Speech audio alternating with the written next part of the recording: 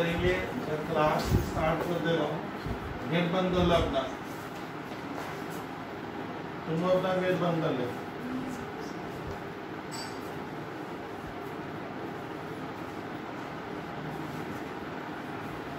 यहाँ पर नजर आएगा,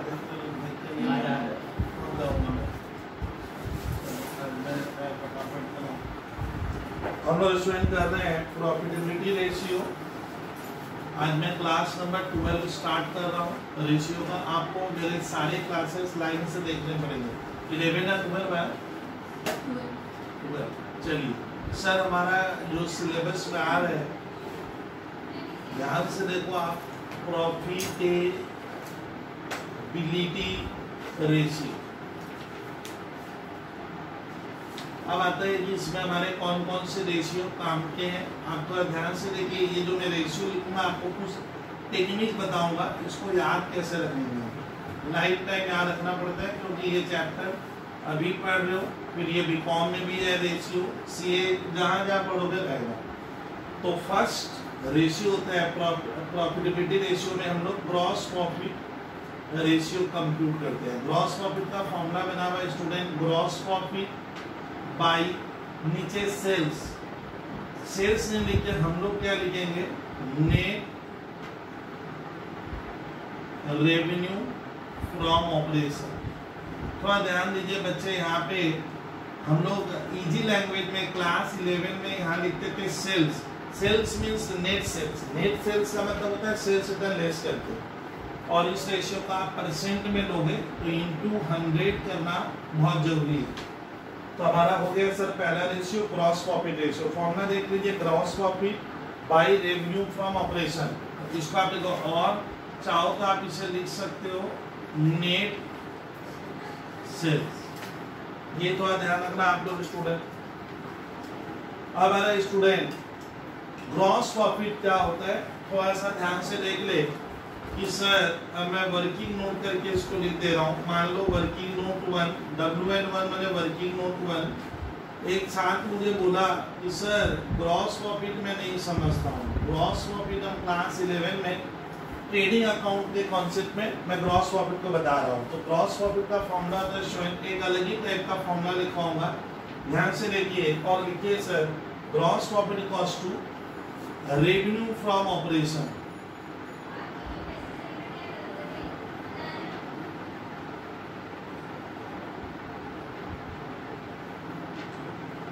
That is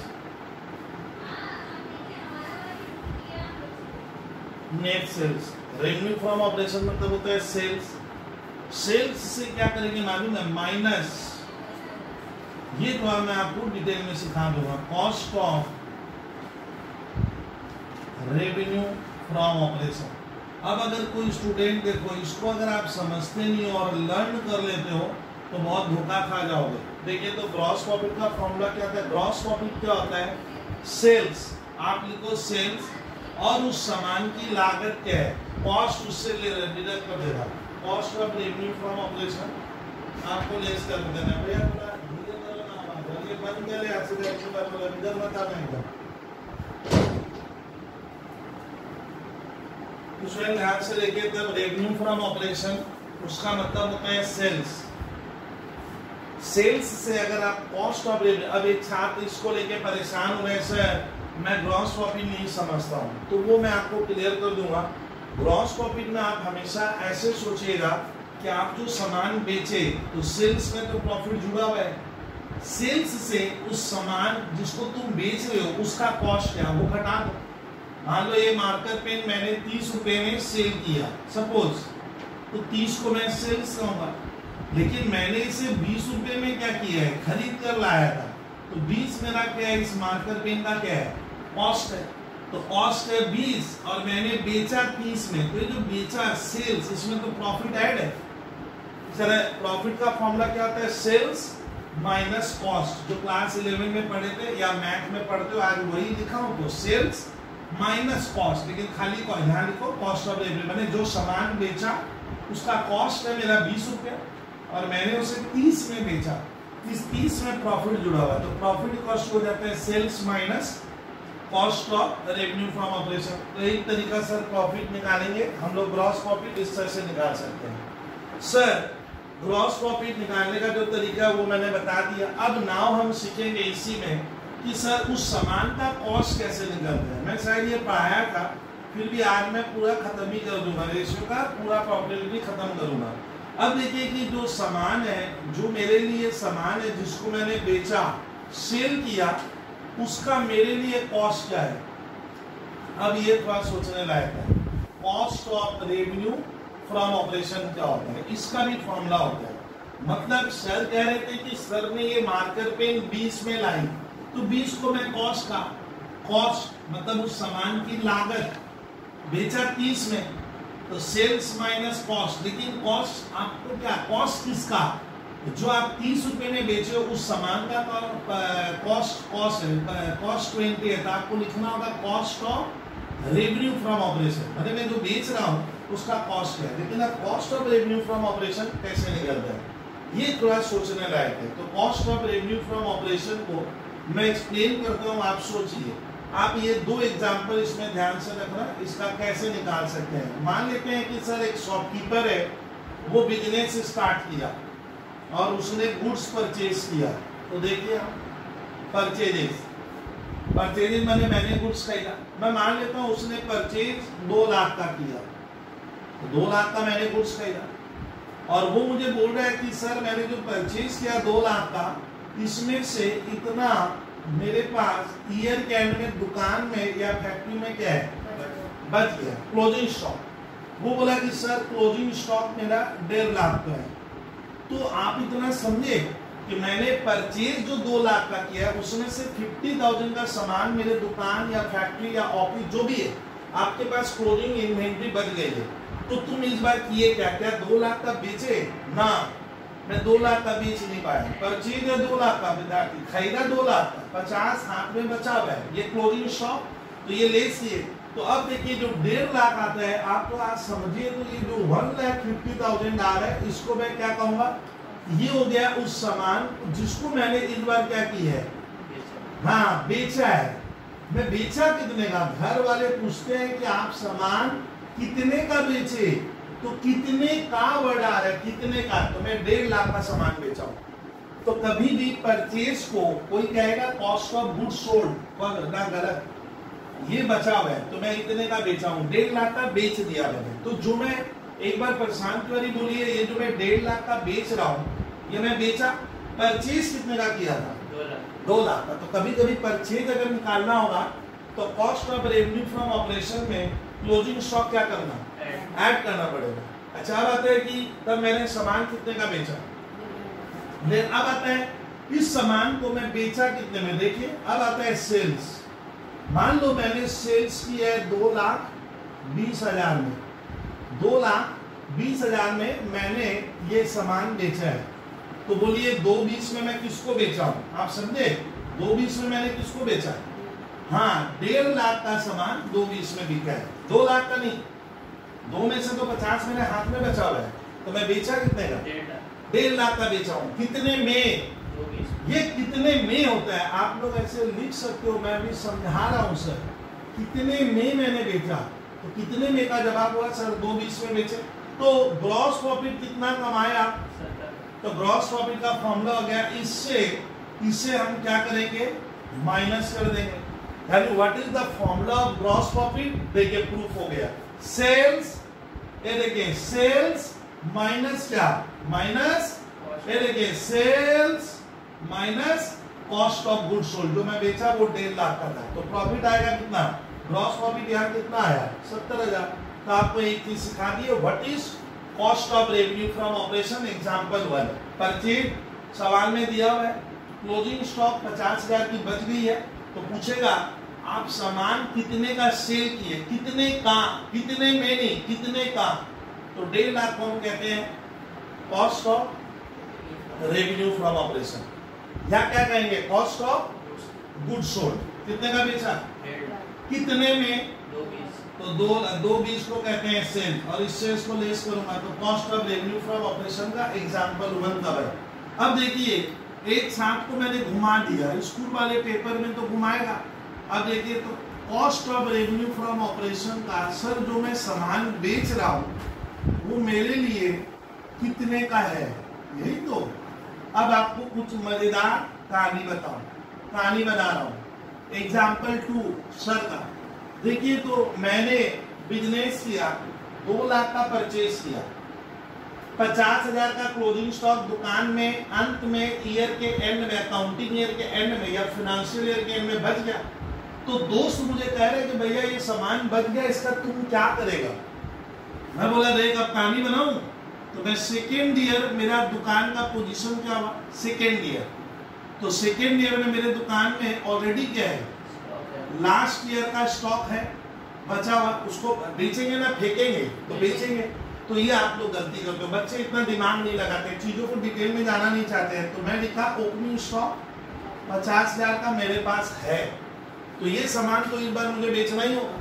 खाली इसको बेचेंगे तो दुकानदारी चलेगी थोड़ी। अरे बिजनेस करते हैं, हमें रोज साल भर कार्यक्रम करने का है।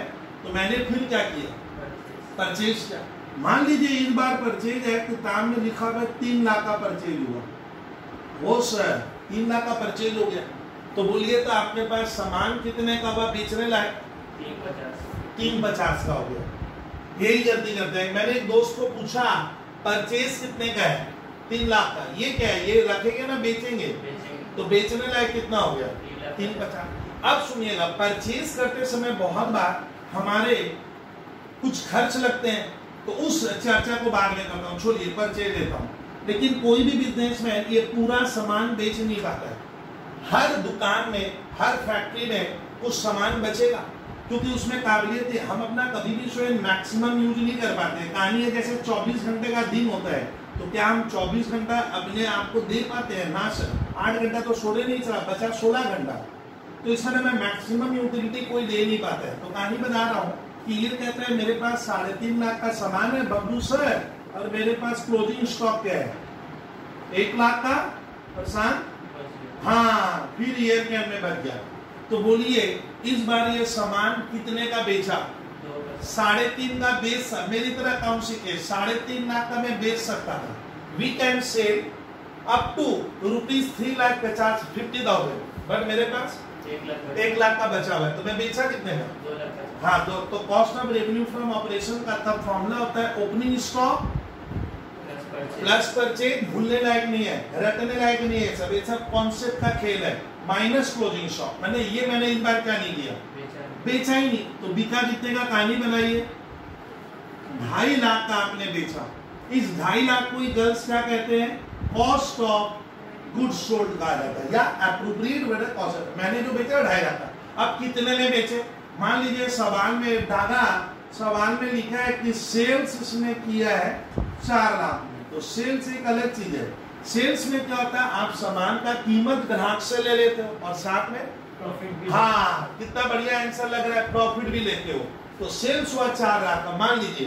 तो मैं आपको पूछूंगा, बोल भैया ग्रॉस प्रॉफिट बराबर, तो ग्रॉस प्रॉफिट बराबर sales minus cost of goods sold. देखिए सेल्स कितने की, मान लो 4 लाख, मानने में क्या जाता है भैया, और बेचे कितने का सामान, तो 2.5 लाख। तो आपको कॉस्ट ऑफ गुड्स सोल्ड, आप कमाए कितना, तो ये होता है ग्रॉस प्रॉफिट। तो ग्रॉस प्रॉफिट रेशियो में हमें पहले ग्रॉस प्रॉफिट निकालना पड़ता है।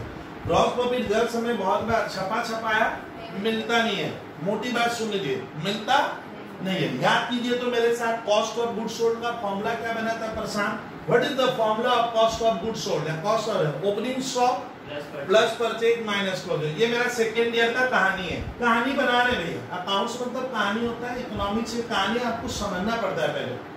सर इसको छोड़कर भी कुछ बन सकता है, देखिए, क्योंकि ये बहुत पावरफुल, ये चीज पढ़ते ही हमारा काफी वक्त कम लगेगा।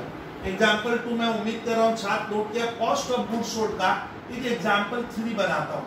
मान लीजिए मेरी एक दुकान है, मेरा ये 3rd ईयर है। कौन सा ईयर है बिजनेस करते हुए, ये मेरा 3rd ईयर है। तो मेरे पास ऑलरेडी दुकान में दादा ओपनिंग स्टॉक मैंने होता है, ओपनिंग इन्वेंट्री 1 लाख की है। मेरे को दोस्त पूछा, भैया ये स्टॉक का तुम क्या करेगा, फेंकेगा क्या, अरे फेंकूंगा थोड़ी, बेचूंगा। तो मेरे पास बेचने लायक 1 लाख का है। अब गर्ल्स तुम वहां से बताओ कि भाई वहां से तुम, कि मैं इस साल और क्या करूंगा, और कुछ परचेज करेंगे भैया, बिजनेस मतलब रोज का काम होता है खरीदना बेचना।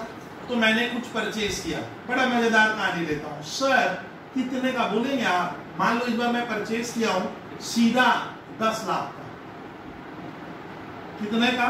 10 लाख। लेकिन जो मैं परचेज किया उसमें कोई सामान खराब निकला तो मैंने उसको रिटर्न कर दिया। मैंने दुकानदार जिससे खरीदा बोला, ए भाई साहब आपका सामान थोड़ा सा डिफेक्टिव है, पुअर क्वालिटी का है, अच्छा नहीं है।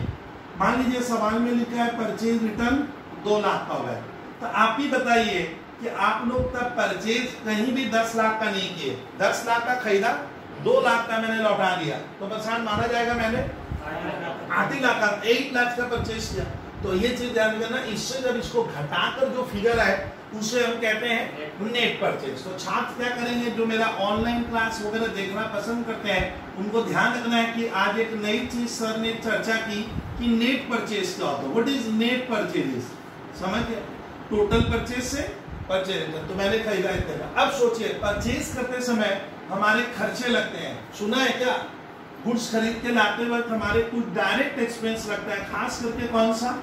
Carriage inward. इनवर्ड क्यों लगाए? लाते वक्त लगा सर मान लीजिए कैरेज मेरा 50,000 का लगा है, तो ये कैरेज भी माना जाता है परचेज के वैल्यू में ऐड हो जाएगा, क्योंकि ये जो कैरेज लगता है ये गुड्स को अपने फैक्ट्री तक अकाउंटिंग स्टैंडर्ड 2 में लिखा हुआ है कि गुड्स खरीदते समय जो खर्चा लगता है वो गुड्स का पार्ट है। तो ये मैं नियम के अनुसार बनाया, तो माना जाएगा ये भी परचेज में क्या होगा? दोस्त यार कहेगा तुम कितने का सामान खरीदा, तो 10 लाख का, अब भाड़ा कितना लगा? 50,000, वो उसमें क्या होगा? ऐड कर। इनको क्या, इसको कहते हैं डायरेक्ट एक्सपेंस। एक तो और लेते हैं सर, एक कहानी और बनाते हैं, वेजेज और था सर, वेजेज दिया हुआ है, मान लीजिए, मान लेता हूँ, कहानी बनाने में तो कुछ आता नहीं है सर, वेजेज 2 लाख का है, और फिर लिखा हुआ है कि आपकी दुकान में मैं एकदम बड़ा फॉर्मूला, इससे बड़ा बनता नहीं है, वो ले लिया हूँ। क्लोजिंग स्टॉक, मान लो मेरे पास क्लोजिंग स्टॉक सर ईयर के एंड में 3 लाख का बचा हुआ है।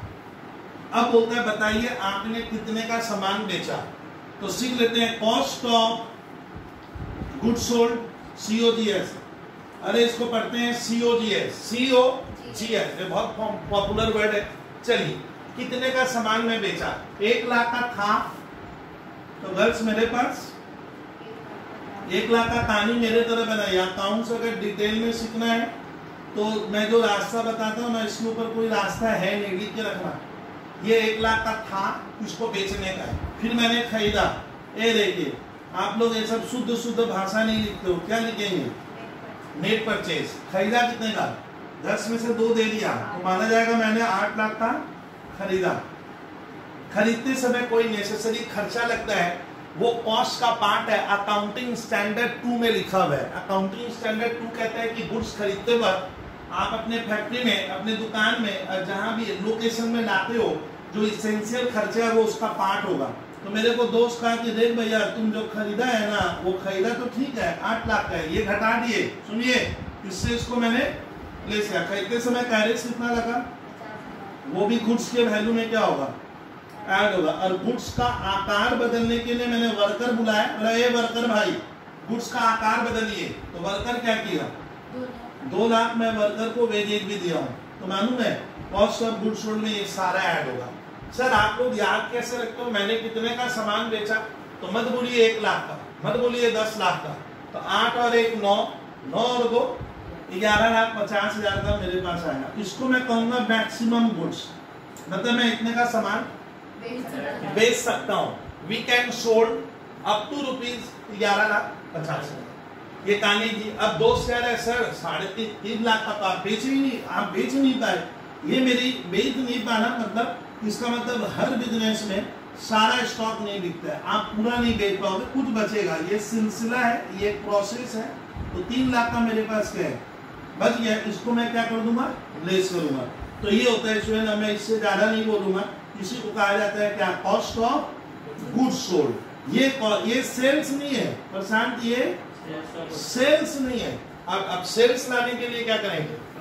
तो इसमें प्रॉफिट जुड़ेगा। मान लीजिए लिखा है 5 लाख का प्रॉफिट हुआ है, तो इसमें प्रॉफिट है, तो कॉस्ट ऑफ गुड्स सोल्ड का फाइनल भरकम फॉर्मूला हुआ ओपनिंग स्टॉक या opening inventory plus net purchases. जो ट्रेडिंग अकाउंट 11 आप पढ़ते हो, हम मान के चलेंगे आप 11 पढ़े थे। लाते समय carriage, freight, coolie, transportation, direct expense जो लगता है पीएल अकाउंट वाला नहीं, वो ले लीजिए। तो तुम इतने का सामान बेच दिया। अच्छा, ग्रॉस प्रॉफिट का एक फॉर्मूला क्या होता है, अब याद कर लो, सेल्स और उस सामान की क्या लागत घटा देना। तो सर ग्रॉस प्रॉफिट रेशियो जो निकालते हैं नीचे सेल्स आएगा, इतना का बेच के मैंने इतना प्रॉफिट कमाया, इसको कहते हैं gross profit ratio. Gross profit मैंने होता है आप परचेज सेल में क्या कमा रहे हो, कमाए मैंने कितना मुनाफा हुआ, इसको परसेंटेज में। अच्छा, ये जो ग्रॉस प्रॉफिट होता है विद्यार्थी, अब इसको हम परसेंट में बताते हैं, ये थोड़ा सोचना। कुछ छात्र कभी ग्रॉस प्रॉफिट को अमाउंट में तो निकाल लिया, मैंने दोस्तों से कहा कि देख भैया मैं इस बार 5 लाख कमाया या मैं 10 लाख का ग्रॉस प्रॉफिट कमाया, दोस्त कह रहे हैं या कोई दूसरा पर्सन मुझे कह रहे हैं ना ना सर अमाउंट छोड़िए, मेरे आप परसेंटेज में बताओ आप कितना परसेंट प्रॉफिट कमा रहे हो। तो ग्रॉस प्रॉफिट का एक अच्छा परसेंट आना बहुत जरूरी है, तभी माना जाता है कि आप मार्केट में टिके हुए हैं, मैंने स्टैंड कर पाओगे। अगर आपका ग्रॉस प्रॉफिट का रेशियो परसेंटेज बहुत कम है तो भैया तुम मार्केट में दिएगा कैसे, ग्रॉस प्रॉफिट कम है तो नेट प्रॉफिट तो और कम हो जाएगा, तो तुम चल नहीं पाओगे। तो ध्यान रखिएगा ग्रॉस प्रॉफिट को परसेंटेज में निकालते हैं। इसमें ना एक चीज मैं इसमें कहानी सिखाऊंगा कि ग्रॉस प्रॉफिट रेशियो हम छात्र जब निकालते हैं तो हमारे छात्रों को आज मैं एकदम डिटेल पढ़ा रहा हूँ, बोला मैं इसको परसेंटेज में निकालता हूँ। लेकिन अब यहाँ एक लोचा या झंझट है, सर परसेंट 2 तरह का होता है। अब देखिए कैसे, मान लो स्वयं मैं एक सामान 500 रुपए में खरीद कर लाया, कॉस्ट है 500, बबलू सर बोले 500 में खरीदा, मुझे प्रॉफिट कमाना है ग्रॉस प्रॉफिट, मैंने सोचा 50 रुपया बहुत है, 50 रुपया कमाऊंगा मेरा चलेगा, तो मैंने प्रॉफिट 50 रुपया रखने का सोचा, तो मैं लाया 500 में, 50 मुझे प्रॉफिट रखने का है। अब समझ गए, तो सेल्स क्या आएगा 550। तो अब देखिए परचेज अलग चीज हुई, मैंने उस सामान की लागत अलग चीज है, और सेल्स 550, लेकिन मैं कमाया कितना। कोई मुझे स्टूडेंट पूछा सर आप प्रॉफिट कितना कमाए, 50 रुपया। अब इसको 2 एंगल, यानी जो कमाए उसको 2 नजरिए से कहते हैं। फर्स्ट में कहने का नजरिया नंबर 1, जब ऐसे लिखोगे, जब व्हेन मैंने क्या होता है, जब मेरा कॉस्ट कितना है, लागत 500 है, तब को इंग्लिश में क्या कहते हैं, देन मेरा ग्रॉस प्रॉफिट 50 है। यूनिटी मैथ पढ़े होगे ना क्लास 8, 9, 10 में, तो ऐसे ही करते थे। तो टीचर लोग कहते थे देख जब मेरा कॉस्ट 500 है, परचेज प्राइस 500 है, तब मैंने 50 रुपया कमाया, तो 1 पे क्या होगा, 1 लिखेंगे। अब क्या लिखेंगे, एक लिखना होगा। 1 पे मैं क्या कमा रहा हूँ, 1 पे होगा 50 बाई 500 ये। अब इसको काटोगे तो क्या आएगा, तो 1/10 के सामने आपको ये लिखना पड़ेगा। तो इसका डागा मेरा ग्रॉस प्रॉफिट क्या हुआ, 1/10 ऑफ कॉस्ट। हाँ ये देख, ये जो है ना हमारे छात्र इसका महत्व खत्म कर देते हैं, बोलते हैं सर प्रॉफिट है 1/10, ना अधूरा वर्ड बोल रहा है। 1/10 अपने आप में क्या नहीं है, कंप्लीट नहीं है। कंप्लीट का ये लिखे ऑफ कॉस्ट, मतलब प्रॉफिट में किसका, मैं कह रहा हूँ 500 का 1/10 होगा प्रॉफिट। और एक में क्या कहने का दूसरा नजरिया क्या है, सेकेंड रास्ता, जिसको हम कहेंगे सेकेंड वे। सेकेंड वे क्या है गर्ल्स, जब मैंने ये देखिए कॉस्ट नहीं लिखकर क्या लिखा, सेल्स, जब मैं 550 में बेचा तब मैंने 50 कमाया। अरे आप लोग इकोनॉमिक्स में छात्र हो, सब तो जानते हो। तो देखिए नजरिया बदल गया। तो कहने का 2 नजरिया होता है कि 500 रुपया मेरा लागत है, तब मैं 50 रुपया कमाता हूं। डागा मुझे बोला यहाँ पे बैठ के ना सर आपका बात नहीं, मेरा बात सुना, 550 में बेचे तब 50 कमाए, तो 1 पे क्या कमाओगे, एक मैंने जब से 1 पे, एक बार देखिए कहानी बदल गई, क्या आएगा 50/1, तो 50 ऊपर आता है ग्रॉस प्रॉफिट, नीचे आता है क्या सेल्स। यही फॉर्मूला है, देखिए जीपी ऊपर रहेगा नीचे सेल्स रहेगा, समझे। लेकिन इस बार हम लोग क्या मजेदार कहानी देखे परेशान कि प्रॉफिट मेरा क्या आ रहा है 1/11 ऑफ सेल्स। किसान आप बताइए, दोनों एक ना अलग चीज है। मैंने अपने फ्रेंड से कहा, मैंने बाहर वालों से कहा, मैंने बैंक को बोला भैया मैं प्रॉफिट कमाता हूं 1/10 ऑफ कॉस्ट, तो आएगा 50 रुपया अगर मैं कॉस्ट का करूंगा। और मैं इसी नजरिए को बदल के क्या कह सकता हूँ, अगर मैं कहूंगा 1/11 ऑफ सेल्स मेरा प्रॉफिट है, तब भी क्या है, एक ही आएगा। करके देखिए इसका एक बार, यानी क्या सिखाए कल सुनी इसका। आप लोग मैथ के छात्र हो, आप लोग थोड़े स्टैंडर्ड क्वालिटी के छात्र हो, तो 1/11 ऑफ सेल्स, इसका 1/11 का 50 आ जाएगा। लेकिन अगर मैं यहां से करूंगा विद्यार्थी, अगर हम यहां से करेंगे 500 से करेंगे तो 1/10 ऑफ कॉस्ट। तो आज मैंने एक संपर्क पढ़ा दिया आपको। सर ये बहुत जन जानते नहीं है, मैथ्स किए है, वो रेशियो पढ़ा है या परसेंटेज पढ़ते हैं 9 में, लेकिन मुझे मालूम है कि बच्चों की कुछ बच्चे नहीं समझ पाते हैं। ये देखिए ये रिलेशन बन गया। क्या रिलेशन पढ़े गर्ल्स, कि जो चीज कॉस्ट की 1/10 होती है, 1/10 और यहाँ की 1/11। सर ये नीचे 1 बढ़ा देने का, मैंने 1/10 है तो यहाँ पे 1 ऐड कर देना, 1/11, यानी जो चीज कॉस्ट का 1/4 होगा वो 1/5 होगा। ओ सर इसका ना ये पक्का होगा, तो एकदम याद रखिएगा। ये बहुत काम की चीज बोला हूँ कि ग्रॉस प्रॉफिट 2 तरह का होता है। एक आपको बोलेगा ग्रॉस प्रॉफिट मैंने कमाया 1/10 ऑफ कॉस्ट, तो इसका मीनिंग क्या है, अलग है। आपको 500 का 1/10 करना होगा, और अगर स्कूल के पेपर में लिखा रहेगा ग्रॉस प्रॉफिट 1/11 ऑफ सेल्स, तो आप किस रुपए का 1/11 करोगे, सेल्स का करना होगा। लेकिन कॉस्ट से करोगे जो आएगा, और सेल्स से करेंगे जो आएगा वो अमाउंट सेम आएगा। हाँ अमाउंट सेम आता है। तो ये कहानी बहुतों को पता नहीं रहती है। जीपी रेशियो में, एनपी रेशियो में ये बड़ा दिक्कत वाला पॉइंट होता है। ओ सर ये तब एकदम देख लीजिए, इससे ज्यादा मैं गिर नहीं सकता, मैं बहुत मेहनत करके बता रहा हूँ, आपको समझना आपको पड़ेगा। चलिए तो ये चीज आपको एक ध्यान रखनी है। सर जीपी और जो कॉस्ट और सेल्स का चक्कर है, ये बहुत काम का है। तो सर ये पक्का आप आगे कर पाएंगे, हाँ कर पाएंगे। अब जरा ये भी सुनिएगा कि हमारा जो दूसरा रेशियो है सर सिलेबस में प्रॉफिट के ऊपर, अब छापिए आप लोग। तो दूसरा रेशियो, अब मैं इसमें थोड़ा मेरा बहस अब धीरे धीरे कम होगा, अब मैं जल्दी जल्दी कराने लग जाऊंगा। Net profit ratio. Sir net profit का मतलब होता है ग्रॉस प्रॉफिट बने, हम परचेज सेल में कितना कमा रहे हैं, कितने में खरीद कर कितने में बेचे, क्या कमा लिया। नेट प्रॉफिट होता है ओवरऑल क्या कमाया। नेट प्रॉफिट में सारा इनकम आता है। मैं शेयर बाजार करके पैसा कमाया, मुझे बैंक से इंटरेस्ट मिला, मुझे जमीन का भाड़ा मिला, मैं सामान बेचकर कमाया। नेट प्रॉफिट में क्या होता है, ओवरऑल प्रॉफिट होता है, मैंने सब जुड़ जाते हैं। आप जहां जहां से कमा रहे हो, कमाने के आपके जितने साधन है सबको क्या कर देंगे, जोड़ देंगे। पीएल अकाउंट याद करो, क्लास 11 में तो पीएल बनाते थे। तो विद्यार्थी नेट प्रॉफिट क्या होता है, आपका ग्रॉस प्रॉफिट जो आएगा उससे उसमें और भी इनकम ऐड होगा। लेकिन नेट प्रॉफिट निकालते समय हमें मानना पड़ता है कि हमारा जो बिजनेस है, बिजनेस को चलाने के पीछे हमारे खर्च लगते हैं, तो वो खर्चा अब घटेगा। इसमें तो खाली मैं देखा परचेज सेल में क्या कमा रहा हूँ। और नेट प्रॉफिट निकालते समय आपको जो ऑफिस आपने बनाई है, ऑफिस मेंटेन का खर्चा है, एडमिनिस्ट्रेशन डिपार्टमेंट का खर्चा है, सेलिंग एक तो डिपार्टमेंट होता है उनका खर्चा है, डिस्ट्रीब्यूशन जो प्रोडक्ट को क्या करता है पहुंचाएगा उनका खर्चा है। वो खर्चा अगर मैं बाद दे दूं, बाद दे के मेरे हाथ में क्या बचा, मतलब सारा तरह का सब कुछ होने के बाद, तो नेट प्रॉफिट नॉर्मली देखा गया है ग्रॉस प्रॉफिट से थोड़ा कम हो जाता है, क्योंकि आपका कॉस्ट बढ़ता है, आपका ऑफिस मेंटेन करना है, आपको सेलिंग डिपार्टमेंट, तो वहां की जो टीम है वहां पे खर्चे बढ़ेंगे, खर्चे बढ़ेगा तो प्रॉफिट गिरेगा।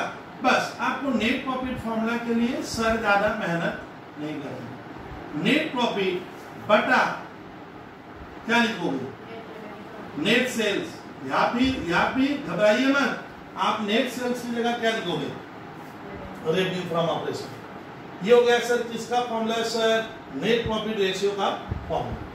छात्र बोला सर मैं नेट प्रॉफिट तो जानता नहीं हूं, आप ही जानते हो, आप ही लिखे, आप ही बताइए। अब सुनिए दादा, तो फॉर्मूला बनाएंगे हम किसका, सर नेट प्रॉफिट क्या होता है, व्हाट इज नेट प्रॉफिट। चलिए नेट प्रॉफिट का फॉर्मूला स्टूडेंट आपको आता है, फिर भी मैं पूरा लिखवाने की कोशिश करूंगा। नेट प्रॉफिट का मतलब होता है स्टूडेंट, आपने जो ग्रॉस प्रॉफिट निकाला, सबसे पहले कागज में वो ग्रॉस प्रॉफिट आप लिख लो। क्या लिख लेंगे, ग्रॉस प्रॉफिट। समझ में आ रहा होगा आपको कि सर ग्रॉस प्रॉफिट लिखेंगे, फिर अदर इनकम ऐड करेंगे। सर बेवकूफ बन गया मैं। अरे अदर इनकम का मतलब होता है discount receive, commission receive, profit on sale of machine, profit on sale of investment, dividend receive. ये जो अदर इनकम मेरे कमाने का और भी जरिया है, वो अदर इनकम जो मेरा इसमें क्या नहीं है, जुड़ा हुआ नहीं है। अदर इनकम जो पीएल के क्रेडिट में लिखते हैं, जैसे बैंक का इंटरेस्ट मिला, एफडी पे मुझे इंटरेस्ट मिला, इससे मुझे भाड़ा मिला, तो वो होता है कौन सा इनकम, अदर इनकम जुड़ जाएगा।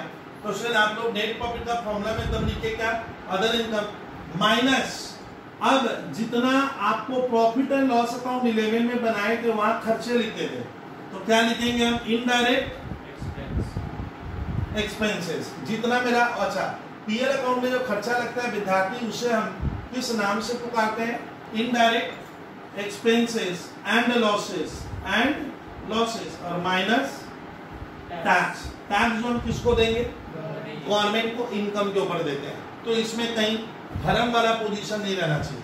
सर नेट प्रॉफिट कोई कहे मैं नहीं जाना होता, वो 11 में मजाक कर रहा था। नेट प्रॉफिट क्या होता है, ग्रॉस प्रॉफिट जो आया वो लिखोगे, और पीएल अकाउंट के किधर, क्रेडिट में हम लोग लिखते हैं डिस्काउंट रिसीव, कमीशन रिसीव, और क्या बोले, rent receive, bank interest receive, other income, उसी को बोला गया अदर इनकम। आप वो ले लीजिए। इधर मेरा सारा खर्चा होता है ना पीएल के डेबिट में, rent, electricity, postage, telegram, printing, stationery, advertisement, interest on loan. अच्छा कैश चोरी हो गया, कैश स्टोलन, सारा खर्चा और क्या नुकसान बाद देके और सरकार को टैक्स देके आपके हाथ में जो बचा वो होता है नेट प्रॉफिट। और नेट प्रॉफिट नहीं आता है तो कभी कभी हम प्रॉफिट और लॉस अकाउंट क्या करेंगे, बनाकर भी निकाल सकते हैं, जो और आसान है। इतना आप समझते हो तो सर ये नेट प्रॉफिट। और सेल्स मतलब वही रेवेन्यू फ्रॉम ऑपरेशन। मैंने सेल्स मतलब होता है cash sale plus credit sales और माइनस सेल्स रिटर्न। तो सर नेट प्रॉफिट को भी हम निकालते हैं परसेंटेज में। लेकिन इन दोनों रेशियो में पूछेगा क्या समानता है, व्हाट इज द समानता, similarity between GP and NP. तो दोनों ही सेल्स के रेस्पेक्ट में है। मतलब मैं बोलना चाह रहा हूं मैं इतने सेल पे इतना कमा रहा हूं, और यहाँ पे भी वही कह रहा है क्या, इतने के सेल पे इतना मेरा नेट प्रॉफिट हो रहा है। तो दोनों किसके रेस्पेक्ट, मतलब प्रॉफिट रिलेशन टू सेल्स है, मतलब फॉर्मूला में नीचे सेल्स रहेगा। तो सर इस तरह से हम नेट प्रॉफिट रेशियो भी निकाल पाएंगे और देखेंगे, तुलना करेंगे। अगर मान लीजिए एक कहानी अभी बोलते जाऊंगा, आज थोड़ा सा हमें डिटेल में सीखने का है। मान लो मेरा ग्रॉस प्रॉफिट 30% है, मान लीजिए 30%, मतलब कुछ छात्र ऐसे हैं जो कुछ रियल में समझते नहीं है। भैया आगे आपको समझना पड़ेगा, समझोगे तो मैं रियलिटी में कह रहा हूँ, कॉन्सेप्ट बाजार में बिकता है। आपका सर वो किताब नहीं बिकेगा, आपको कॉन्सेप्ट बेचना होगा। कंपनियों में जाके you should have a very good knowledge about accounts, cost, tax, FM, जो पेपर बिकते हैं, लॉ, इनका वैल्यू है बाजार में। लेकिन मैं कॉन्सेप्ट ही की मैं फिजिक्स केमिस्ट्री नहीं कर रहा हूँ, तब यार ना आप अपने आप को बाजार में सर मार्केटिंग में सेल नहीं कर पाओगे, आपको कंपनी वाला पैसा नहीं देगा। भैया आज के बाजार में कुछ टीचरों का नियम हो गया है, आपको रटवा के नंबर लाना अलग बात है, नंबर गेम। लेकिन सर मेरे को एक कॉन्सेप्ट तो चाहिए, मेरा अपना नॉलेज, स्किल, टैलेंट। तो ये ध्यान रखना कि आप इसको भूलना मत। एक काम का रेशियो है, जब आप कंपनियों में काम करोगे तो ये सब रेशियो आपको वहां निकालना है और लॉजिक के साथ। चलिए ग्रॉस प्रॉफिट 30% है, इसका मतलब दादा अगर मैं 100 में बेचता हूँ तो प्रॉफिट मेरे हाथ में 30 रुपया बचता है। तो सामान की कीमत क्या है, 70 रुपया। That is gross profit. यानी 30% का मतलब भी, अच्छा परसेंट का मतलब होता है 100%, मतलब होता है एवरी 100। ये ध्यान, इसका 30% मैंने क्या, मैं एवरी 100 पे 30 कमाता हूँ। लेकिन मान लीजिए उसी सवाल में स्कूल के पेपर में बोलेगा नेट प्रॉफिट लिखा, नेट प्रॉफिट तेरा आया 5%। तो नेट प्रॉफिट अब देखिए बहुत क्या हो गया, इससे कम हो गया। इसका मतलब तुम 100 में क्या करते हो, बेचते हो, और नेट प्रॉफिट 5 रुपया कमाते हो। अब बताइए दस वहां से कि इन दोनों के बीच में आपको एक तो इंटरप्रिटेशन करना है, मतलब निष्कर्ष, अपनी राय देनी है, विचार कि ऐसा क्यों हुआ। बॉस कहेगा, जहां आप नौकरी करो, बॉस बोलेगा भैया ग्रॉस प्रॉफिट इतना बढ़िया था, एनपी मेरा कम क्यों हो गया। तो हमें हाँ इसका ना एनपी कम होने का कारण तो मैं मानूंगा उस कंपनी का इनडायरेक्ट खर्चा क्या है, ज्यादा है, या इनडायरेक्ट लॉस हुआ होगा।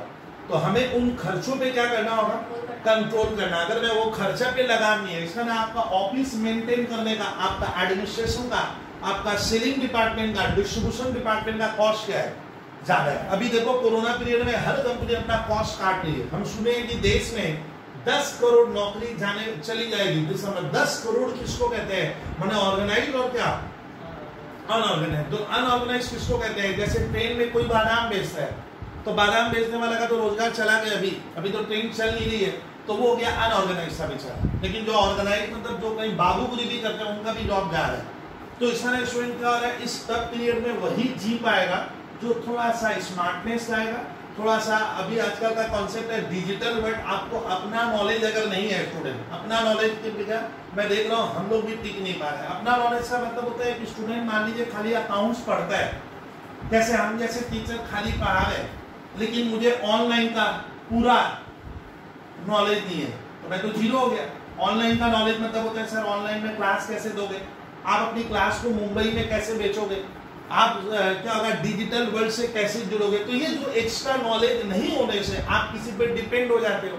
इसमें आज के बाजार में मैं देखा हूँ मेरा नॉलेज कहता है वही सक्सेस होगा जिसको अपना काम बहुत अच्छा आता है और जरूरत पड़ने पे मैं इन सब काम में भी माहिर हूँ, तब जाकर आप एक कंप्लीट पैकेज बन जाते हो और पैकेज का वैल्यू ही ज्यादा मिलता है। मेरा कहने का मतलब आपको पैकेज बनना पड़ता है। जैसे आप कंप्यूटर, हम लोग बोर्ड में पेन से पढ़ा रहे हैं, एक लड़का कंप्यूटर आकर सीधा क्या क्या डिजिटल वर्ल्ड में पढ़ा रहे हैं तो उसकी वैल्यू ज्यादा है। बोलता बबलू भैया पेन वाला तो आता ही है, मुझे डिजिटल वर्ल्ड जो कंप्यूटराइज अकाउंट है उसका भी मैं क्या कर रहा हूँ नॉलेज जानता हूँ। तो आजकल सर ये सुविधा होगी, पावर पॉइंट प्रेजेंटेशन जानता हूँ, तब आपका काम में फ्लो में क्या होगा मजा ज्यादा आता है। नहीं तो आप रुक गए, आप बोले मुझे रिकॉर्डिंग करना नहीं आता, आप बोले मुझे क्लास सब किस तरह से रिकॉर्ड होगा मैं जानता नहीं, किस तरह से बच्चों को भेजूंगा मैं जानता नहीं, कैसे डिजिटल वर्ल्ड में आगे बढ़ूंगा जानता नहीं, मैं पावर पॉइंट प्रेजेंटेशन जानता नहीं, मैं एक्सेल जानता नहीं, मैं टैली वाला नॉलेज रखता नहीं हूँ, तो आप अपना पैकेज होते हुए भी आप नहीं लिखोगे क्योंकि आपको उधर वाले भी थोड़े थोड़े काम आने चाहिए, नहीं तो आप पंगु हो जाओगे क्योंकि आप स्टाफ पे डिपेंड हो और ये सब काम स्टाफ नहीं करेगा तो तेरे को थोड़ा नॉलेज चाहिए। चलिए इससे मैं बोला हूँ कि इसको समझ लेना कि नेट प्रॉफिट, कोई बोले मैं भूल गया मैं गलत काम कर रहा हूँ और ये खर्चा क्यों कम हो गया, प्रॉफिट क्यों गिर गया, तो स्कूल वाले पेपर को लिखना कि लग रहा है इनका इनडायरेक्ट कॉस्ट हद से क्या है ज्यादा है।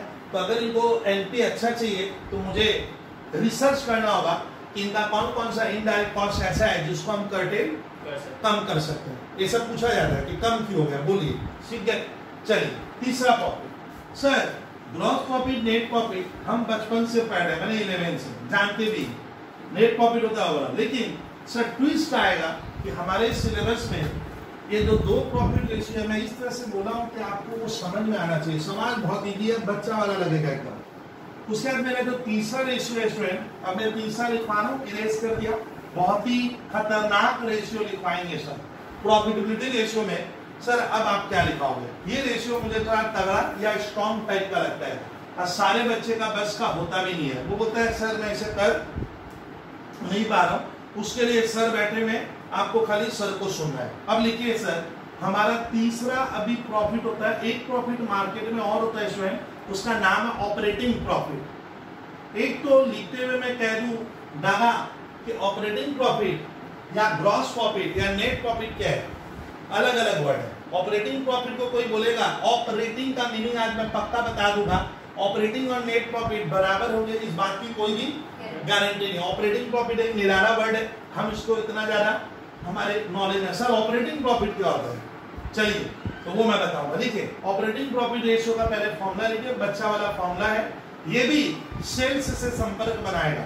आपको फॉर्मूला कैसे याद रखने का, सेल्स से संपर्क बनाता है। तो क्या लिखोगे, ऑपरेटिंग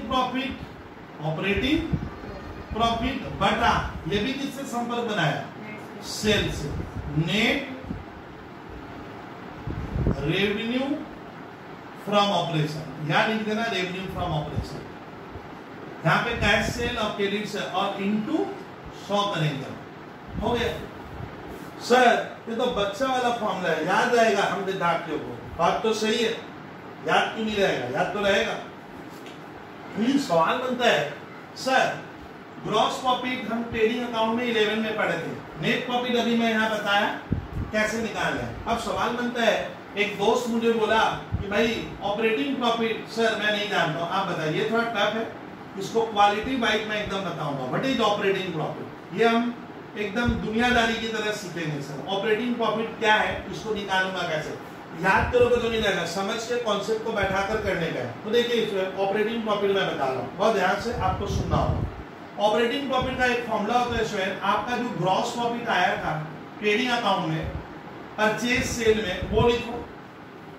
तो पहले मैंने लिखा ग्रॉस प्रॉफिट, ऑपरेटिंग प्रॉफिट मैंने वो जो ग्रॉस प्रॉफिट नहीं निकाले वो वाला क्या करेंगे हम लिख दिए, माइनस मेरा जितना कारोबार करने के पीछे आज एक बहस चलेगी 2 मिनट की अभी, माइनस यहाँ पे बच्चे फंस गए बेचारे, ये देखिए माइनस ऑपरेटिंग एक्सपेंस। सर ये ऑपरेटिंग एक्सपेंस क्या है, घबराइए मत, एकदम बच्चा वाला कहानी है। Minus operating expense plus operating income, कौन सा इनकम, ऑपरेटिंग, एकदम बच्चा की तरह सीखोगे, ऐसे लगेगा ही नहीं कि मैं नहीं सीख पा रहा हूं सर। प्लस ऑपरेटिंग इनकम बोला, ये क्या है सर, कहानी बना लेंगे, घबराइए मत। Operating income minus plus operating incomes minus tax. अब यहां बच्चे पागल बोलते हैं सर मैं समझिए मुझे तो जिंदगी में ये याद नहीं होगा, ना ना ना याद मत करना, आप खाली सर को सुनोगे, याद वाला कहानी एकदम भूल जाने का है सर, सीधी बात कह देता हूँ, आपको ये ध्यान रखना होगा। उसका सुनेगा सर, मैं बता रहा हूँ। अब मेरे को खाली आपको सुनना है और कुछ करने का जरूरत नहीं है सर। ऑपरेटिंग प्रॉफिट का ये जो फॉर्मूला है, अभी इस साइड में जब डिस्कशन करूंगा एक एग्जांपल बनाकर आपको सिखाऊंगा कि कैसे निकाला जाता है। मार्केट में और भी फॉर्मूला है, कहानी वही आएगी। तो मैं एक फॉर्मूला और लिखा, एक छात्र मुझसे चालाक है, वो बोला कि सर मैं ये फॉर्मूला नहीं करके ऐसे निकालूंगा, मेरे सर तो ऐसे बताए थे। तो लिखिए विद्यार्थी, ऑपरेटिंग प्रॉफिट का एक फॉर्मूला है नेट प्रॉफिट, एकदम कौन सा, जो एकदम लास्ट में आता है आफ्टर टैक्स, लिखो अभी क्लियर हो जाएगा। Net profit after tax plus non operating expense, ये तुम लोग के लिए पहाड़ वाला है, non operating expenses.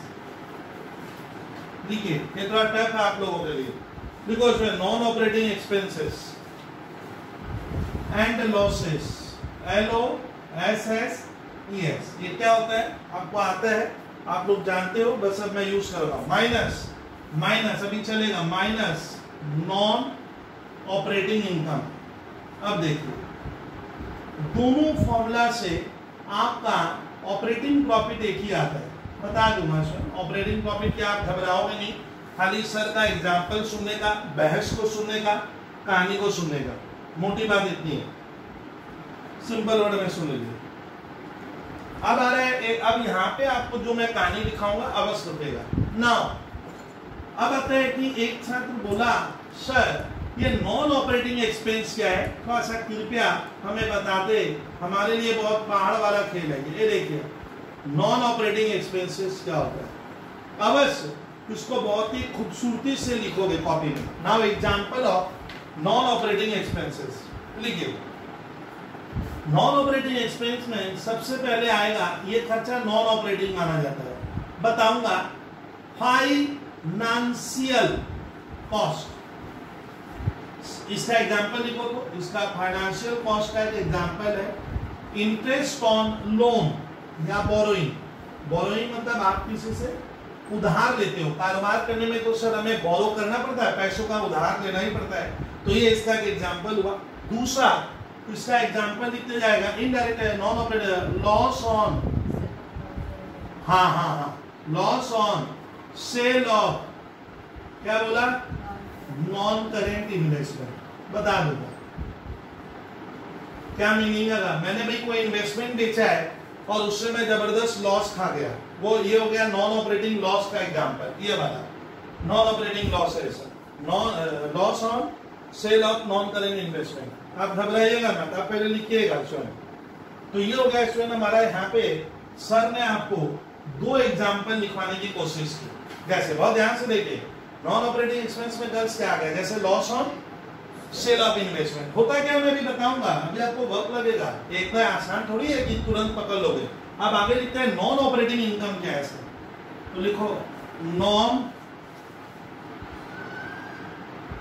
Operating incomes क्या होती है। अब बड़ा मजा आएगा ये जब पढ़ोगे धीरे धीरे। तो लिखिए विद्यार्थी नॉन ऑपरेटिंग इनकम में क्या क्या आएगा, बहुत ध्यान से। नॉन ऑपरेटिंग इनकम में आप एग्जांपल लिख लीजिएगा एक एक करके नॉन ऑपरेटिंग इनकम का। चलो यही लिखता हूँ इक्वल्स टू देकर।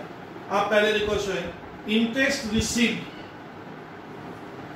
मैंने अपने मैथ में जो लिखवाया है वही लिखवा रहा हूँ। इंटरेस्ट रिसीव्ड ऑन इन्वेस्टमेंट, कहानी बहुत मजेदार है, ट्विस्ट आएगा कहानी में। लिखे इंटरेस्ट रिसीव्ड ऑन इन्वेस्टमेंट, तो पहले ये लिखो। दूसरा एग्जांपल इसका लिखो, ये सब एग्जांपल है, ये इसका पार्ट है। दूसरा लिखो डिविडेंड रिसीव्ड। ये क्या होता है, कुछ छात्र लिखते हुए वो कुछ जानता नहीं है, सर बोले बोल के मैं लिखा। डिविडेंड रिसीव का मतलब है जब आप शेयर मार्केट में पैसा लगाते हो, शेयर्स म्यूचुअल फंड एक होता है, सर हम खरीदते हैं तो हमें उस पर ऊपर डिविडेंड मिलता है, तो डिविडेंड रिसीव लेंगे इसमें ना, बहुत ध्यान से। फिर लिखेंगे प्रॉफिट ऑन, एक एग्जांपल और लिखो, एक एग्जांपल और लिखो, प्रॉफिट ऑन सेल ऑफ, बता रहा हूं अब कहानी सीख जाओगे। नॉन करेंट इन्वेस्टमेंट,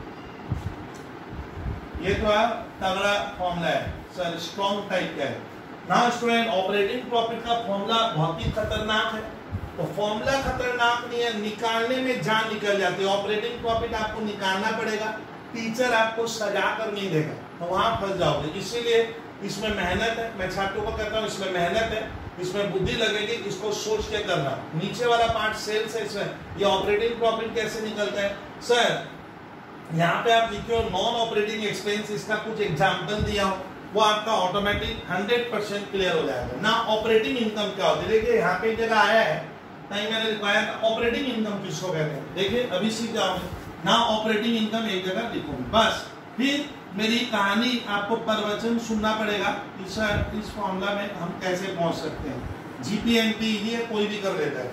देखिए ऑपरेटिंग इनकम, देखिए ऑपरेटिंग इनकम का एग्जांपल है, एक लिखो आपको जो कमीशन मिलता है, देखिए ट्रेडिंग लिखना है, ट्रेडिंग कमीशन, सब मजा आएगा मजा आएगा। आप खाली लिखो रिसीव, बताने का काम मैं कर दूंगा। तो सर एक लिखे ट्रेडिंग कमीशन रिसीव। फिर रेवेन्यू फ्रॉम सर्विस, घबराइए मत, रेवेन्यू फ्रॉम सर्विस ये लिखोगे। फिर डिस्काउंट रिसीव, ये एग्जांपल है इनके, ये भी मैं लॉजिक बता दूंगा अभी क्यों इसको हम ऑपरेटिंग इनकम कहेंगे। डिस्काउंट रिसीव, एक एग्जांपल लिखिए सेल ऑफ स्क्रैप, अब बताऊंगा स्क्रैप है।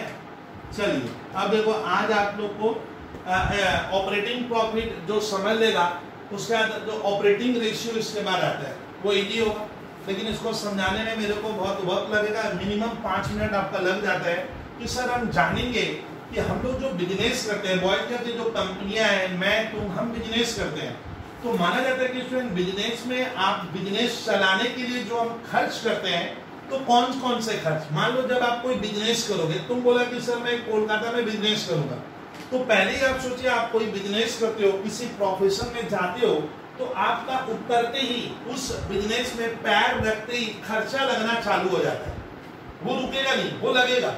अब तेरा सामान बिके ना बिके इससे फर्क नहीं पड़ता है, तो वो जो खर्चे स्टूडेंट जब हम बिजनेस करेंगे तो मुझे मालूम है ये खर्चा तो मुझे लेना ही पड़ेगा, उठाना पड़ेगा, उन खर्चों को कहा जाता है ऑपरेटिंग एक्सपेंस।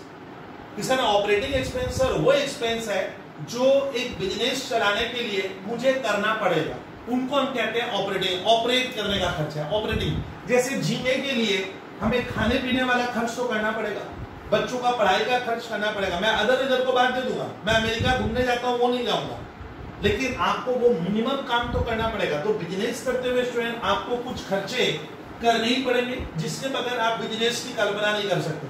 और तुम बोलेगा सर मैं ऑपरेटिंग एक्सपेंस इकोनॉमिक्स में भी आता है, ऑपरेटिंग एक्सपेंस झेलने वाला नहीं हूं, तब आप बिजनेस नहीं कर पाओगे, क्योंकि आप इससे डर रहे हो। तो ऑपरेटिंग एक्सपेंस से डरोगे तो बिजनेस कैसे होगा। कोई भी बिजनेस में एक मिनिमम अमाउंट ऑपरेटिंग एक्सपेंस लग ही जाता है, तो ऑपरेटिंग एक्सपेंस चलती भाषा में आज मैं सिखाऊंगा, बट एक थोड़ा सा लिखवाना भी है, वो लिखवा दूंगा। अब आपका बहस उठता है कि सर ऑपरेटिंग एक्सपेंस किसको कहते हैं? ऑपरेटिंग एक्सपेंस स्टूडेंट वो एक्सपेंस है जो एक बिजनेस करते समय हमारा लगेगा। पहले मैंने सर बिजनेस करूंगा तो कहानी बना रहा हूं कि मैंने एक ऑफिस बनाई है, एक दोस्त बोला अरे तेरा दिखावा ज्यादा है, तुम ऑफिस क्यों बनाए? आप सोचिए कि सर ऑफिस वो व्यवस्था है, आप इसको पढ़ोगे प्लानिंग स्टाफिंग, ये जो चैप्टर है मैनेजमेंट में, ऑफिस सर एडमिनिस्ट्रेशन की जगह है जहां से डिसीजन ओरिएंटेड वर्क होता है। तो बिना ऑफिस के स्टूडेंट बिजनेस ग्रो नहीं कर सकता। एक चीज क्लियर की जगह अगर कोई सोचेगा कि मैं बिना ऑफिस के, बिना व्यवस्था के एक संस्था या एक बिजनेस या एक कारोबार चला लूंगा, तो ऑफिस स्टूडेंट वो प्लेस है जहां से पूरी व्यवस्था का सर एडमिनिस्ट्रेशन किया जाता है एक हाथ से। तो हर कंपनियों में, हर फर्म में सर एक ऑफिस होता है। स्कूल में भी देखिएगा सर एक ऑफिस है जहां पे कुछ स्टाफ बैठते हैं। तो वो ऑफिस जो मैं मेंटेन कर रहा हूं, जहां से डिसीजन लिया जाता है, एडमिनिस्ट्रेशन में क्या होता है सर, वहां से सारे फैसले लिए जाते हैं। इस ऑफिस को मेंटेन करने का जो खर्च लगेगा, अब ऑफिस लियो तो उसका भाड़ा है, अब ऑफिस लियो तो लाइट पंखा तो झुलाओगे तो उसका इलेक्ट्रिसिटी का बिल है, ऑफिस में 4 स्टाफ है, ऑफिस में प्रिंटिंग का खर्चा है, ऑफिस में स्टेशनरी का खर्चा है, ऑफिस में चाय पानी का भी खर्चा लगेगा। तो ये जो ऑफिस मेंटेन करने का खर्चा है, ये आप याद रखिएगा क्या है?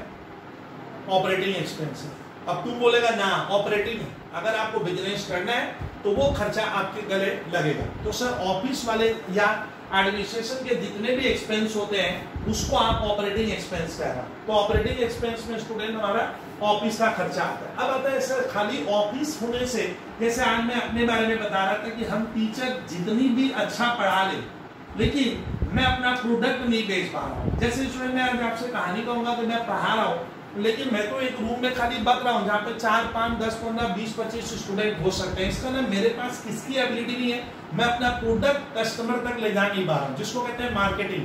तो आजकल क्या होता है कि आप खाली ऑफिस से बिजनेस कर लोगे ना भैया, तब बहुत पिछड़ जाएगा। ये पुरानी सोच थी कि चलो ऑफिस होगा और मैं खर्चा ना। आजकल क्या होता है स्टूडेंट, आपको सेलिंग डिपार्टमेंट रखना पड़ता है। सेलिंग डिपार्टमेंट सर आपका वो डिपार्टमेंट है मेरे कोचिंग का, ये वो टीम है जो मेरे प्रोडक्ट का डिमांड क्रिएट करेगी, कस्टमर को यानी बच्चों को अवेयरनेस करेगी। अब बच्चों को मेरे क्लासेस के बारे में बताया जाएगा, तो इससे मेरा कस्टमर बढ़। इंडिया तो बहुत बड़ा है, अगर मैं पूरी इंडिया में पढ़ाना स्टार्ट करूं तो स्टूडेंट हर स्टेशन में अगर एक छात्र में मिल जाए तो मेरा तो लाखों छात्र हो जाता है। खाली एक ही चाहिए मुझे, रिश्ता में एक, श्रीरामपुर में एक, मुझे वैसे। तो उसके लिए आप पहुंचोगे कैसे? आप तो खाली इस रूम में पढ़ा रहे हो, आपका मोहल्ला आएगा, बाहर वाले तो आएंगे नहीं, दूर वाले। तो आजकल का कॉन्सेप्ट है कि सर आपके अपने डिमांड को, प्रोडक्ट को कस्टमर के हाथ में पहुंचाना है, उसको आदत करवानी है, उसकी डिमांड क्रिएट करनी पड़ेगी। अब आप ऑनलाइन कीजिए कैसे करना है, तो ये मेरा डिपार्टमेंट है जो मेरे प्रोडक्ट की डिमांड क्रिएट करवाएगा। तो इसको चलाने का भी तो खर्चा है सर, तो ये भी कौन सा खर्चा है? ऑपरेटिंग है, नहीं तो काम नहीं बनेगा। अभी मॉडर्न वर्ल्ड में स्टूडेंट हम टीचर लोग, जैसे हम लोग की क्वालिटी हो सकता है बहुत बढ़िया है, कोलकाता से, दिल्ली से अच्छा हम पढ़ा देंगे, लेकिन मैं अपने प्रोडक्ट को, अपने कस्टमर को अपना प्रोडक्ट ही नहीं बता पा रहा, तो बच्चा जुड़ेगा कैसे? पूरे इंडिया का या कहीं वो जुड़ नहीं पा रहा है। आपका कोर्स कब स्टार्ट हो रहा है, कब पढ़ा रहे हो, क्या नहीं, आप आधी अधूरी बात देते हो। इसका ना मैं अपनी बात को तो पहुंचा नहीं पा रहा, उसके लिए तो मुझे एक टीम लग सकती है और मैं उसमें उलझूंगा तो मेरा एफिशिएंसी कम हो जाएगा। यही होता है सर सेलिंग डिपार्टमेंट का कॉस्ट। तो सेलिंग डिपार्टमेंट वो डिपार्टमेंट है जो हमारे प्रोडक्ट की डिमांड क्रिएट करता है, हमारे प्रोडक्ट के बारे में कस्टमर को बताएगा। तो ये बहुत बड़ा एक सर रोल अदा करता है। तो इसको मेंटेन करने का भी खर्चा आपको झेलना है, वो होता है ऑपरेटिंग एक्सपेंस। जैसे एडवर्टाइजमेंट में पीछे कॉस्ट लगेगा, एडवर्टाइजमेंट एक ऑपरेटिंग कॉस्ट है, ये ध्यान से समझना। अब आ रहा है कि सर आज के जमाने में आपको, जैसे अभी लॉकडाउन का पीरियड है, अब बताइए लॉकडाउन में अगर मैं कोई कंप्यूटर खरीदना चाह रहा हूँ, कोलकाता से खरीद पाऊंगा ना? कोलकाता जाना ही मुश्किल हो जा रहा है मेरे लिए, जाऊंगा कैसे? लॉकडाउन चल रहा है। तो सोचिए आजकल की कंपनियां सर इतनी अव्वल हो गई है, जो फॉरेनी कंपनी आई है, जो मार्केट, वो लोग डिस्ट्रीब्यूशन करती है, बोलते हैं तेरे घर में, तेरे हाथ में मैं सामान पहुंचा दूंगा, तेरे को सोचना नहीं है, सामान पहुंचने के बाद तुम पैसा देना हो। तो सर वो तो मुझसे बहुत आगे निकल गया, वो तो 10 साल पहले आ गया, हम ऑनलाइन में आए नहीं है। तो वो होता है सर डिस्ट्रीब्यूशन। तो इसका ना ये होता है ऑपरेटिंग एक्सपेंस, ये इसी को कहते हैं। डिस्ट्रीब्यूशन मतलब होता है उस प्रोडक्ट को अब तेरे को कस्टमर के हाथ तक पहुंचाना पड़ेगा। खाली पहुंचाना नहीं है, पहुंचाने के बाद भी उसको सर्विस देनी पड़ेगी। प्रोडक्ट खराब हो गया तो आप उसके घर में जाकर सर्विस देते हो, तो ये कॉस्ट किसका हुआ? ये डिस्ट्रीब्यूशन कॉस्ट है, ये भी ऑपरेटिंग में जाएगा। डिस्ट्रीब्यूशन मैंने बताया था जैसे म्युनिसिपैलिटी का पानी, तो आप म्युनिसिपैलिटी में थोड़ी खरीदने जाते हो कि चले गए टंकी के ऊपर चढ़ गए, सर 2 लीटर पानी भर के लाते हैं ना। म्युनिसिपैलिटी पहुंचा रही है घर में, इलेक्ट्रिसिटी आपके घर में आ रहा है। ऑनलाइन में अभी डिस्ट्रीब्यूशन ही तो हो रहा है। ऑनलाइन में और क्या हो रहा है सर, स्कूल पढ़ा रहे बोल रहे हैं जूम से पढ़ा दूंगा, वो सॉफ्टवेयर है। स्कूल उस तरह का सॉफ्टवेयर से नहीं पढ़ा रहे जो और हाई है। जूम एक फ्री सॉफ्टवेयर है, स्कूल वाला बोला हम पढ़ा देंगे, तो आपको वो डिस्ट्रीब्यूशन कर रहे हैं, घर बैठे पढ़ाई हो रही है। मेरा एक कहानी है। तो ये जो तीनों खर्चे होते हैं, ऑफिस का एंड एडमिनिस्ट्रेशन का, सेलिंग डिपार्टमेंट का और डिस्ट्रीब्यूशन का, इनको जोड़कर बनता है। तो ये खर्चा आपको ग्रॉस प्रॉफिट से घटा देना है, क्योंकि इसके बिना तुम जी नहीं पाएगा, बिजनेस नहीं चलेगा। वो चीज इसमें से लेस कर देना। अब आता है कि नॉन ऑपरेटिंग एक्सपेंस क्या है। अब सुनिए, वो खर्चा जो डागा मुझे बिजनेस ऑपरेट करने के लिए क्या नहीं जरूरी नहीं है, वो नॉन ऑपरेटिंग है। उसके बगैर भी काम चल सकता था, वो ऑपरेटिंग नहीं है। जैसे मैं यहाँ पढ़ाऊंगा तो यहाँ का मुझे इलेक्ट्रिसिटी देना पड़ेगा, तो इलेक्ट्रिसिटी एक ऑपरेटिंग खर्चा है। बच्चों का मुझे जेरॉक्स करवा के कभी टेस्ट देना पड़ेगा, वो मेरा ऑपरेटिंग खर्चा होगा, वो ऑपरेटिंग खर्चा। आप चीज समझिए। तो नॉन ऑपरेटिंग खर्चे सर वो खर्चे हैं जो ऑपरेटिंग नहीं है। सर नॉन ऑपरेटिंग खर्चा, सर आप कहीं लिखो, देखो मजेदार कहानी। क्योंकि आजकल का एक ट्रेंड है, हम बिजनेस करते हैं, हम बिजनेस करेंगे तो सर आजकल बैंक बैठा है, मैं पैसा दूंगा तेरे को। ये आदत की वजह से सर कंजम्पशन बढ़ गया। नहीं तो पहले इतना 2 व्हीलर, इतना कंप्यूटर, इतना टेलीविजन था थोड़ी, तो आज घर घर में ये सब प्रोडक्ट क्यों आ गया? क्योंकि सर इतनी बड़ी बड़ी कंपनी आई है, बोलता है बबलू भैया बिजनेस आप करो, पैसा हम देंगे, ये देखो हम बैठा हुआ है, बोलता है मैं दूंगा, तुम कर बिजनेस, मेरे पास बहुत पैसा, आप ले लो। तो मैंने गर्ल्स क्या किया, इसको कहते हैं फाइनेंस। फाइनेंस किससे लिया?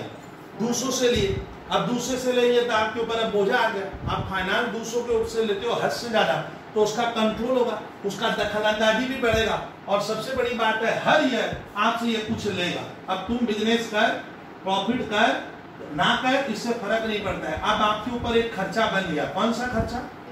इंटरेस्ट ऑन लोन आपको हर ईयर देना पड़ेगा। जैसे जो व्यक्ति घर मकान भाड़ा में रहता है, वो समझता है सर भाड़ा क्या होता है। 1 तारीख होती ही 5,000 रुपया दीजिए, फिर अगले तारीख देखती ही बीत जाता है, लो 5,000 का तो पहले देना होगा। तो ये ऐसा ही खर्चा है। अब तेरा काम चले या ना चले, तेरे को तो इंटरेस्ट देना पड़ेगा, लेकिन इंटरेस्ट को ना ऑफिस का, ना सेलिंग का, ना डिस्ट्रीब्यूशन का खर्चा माना गया है।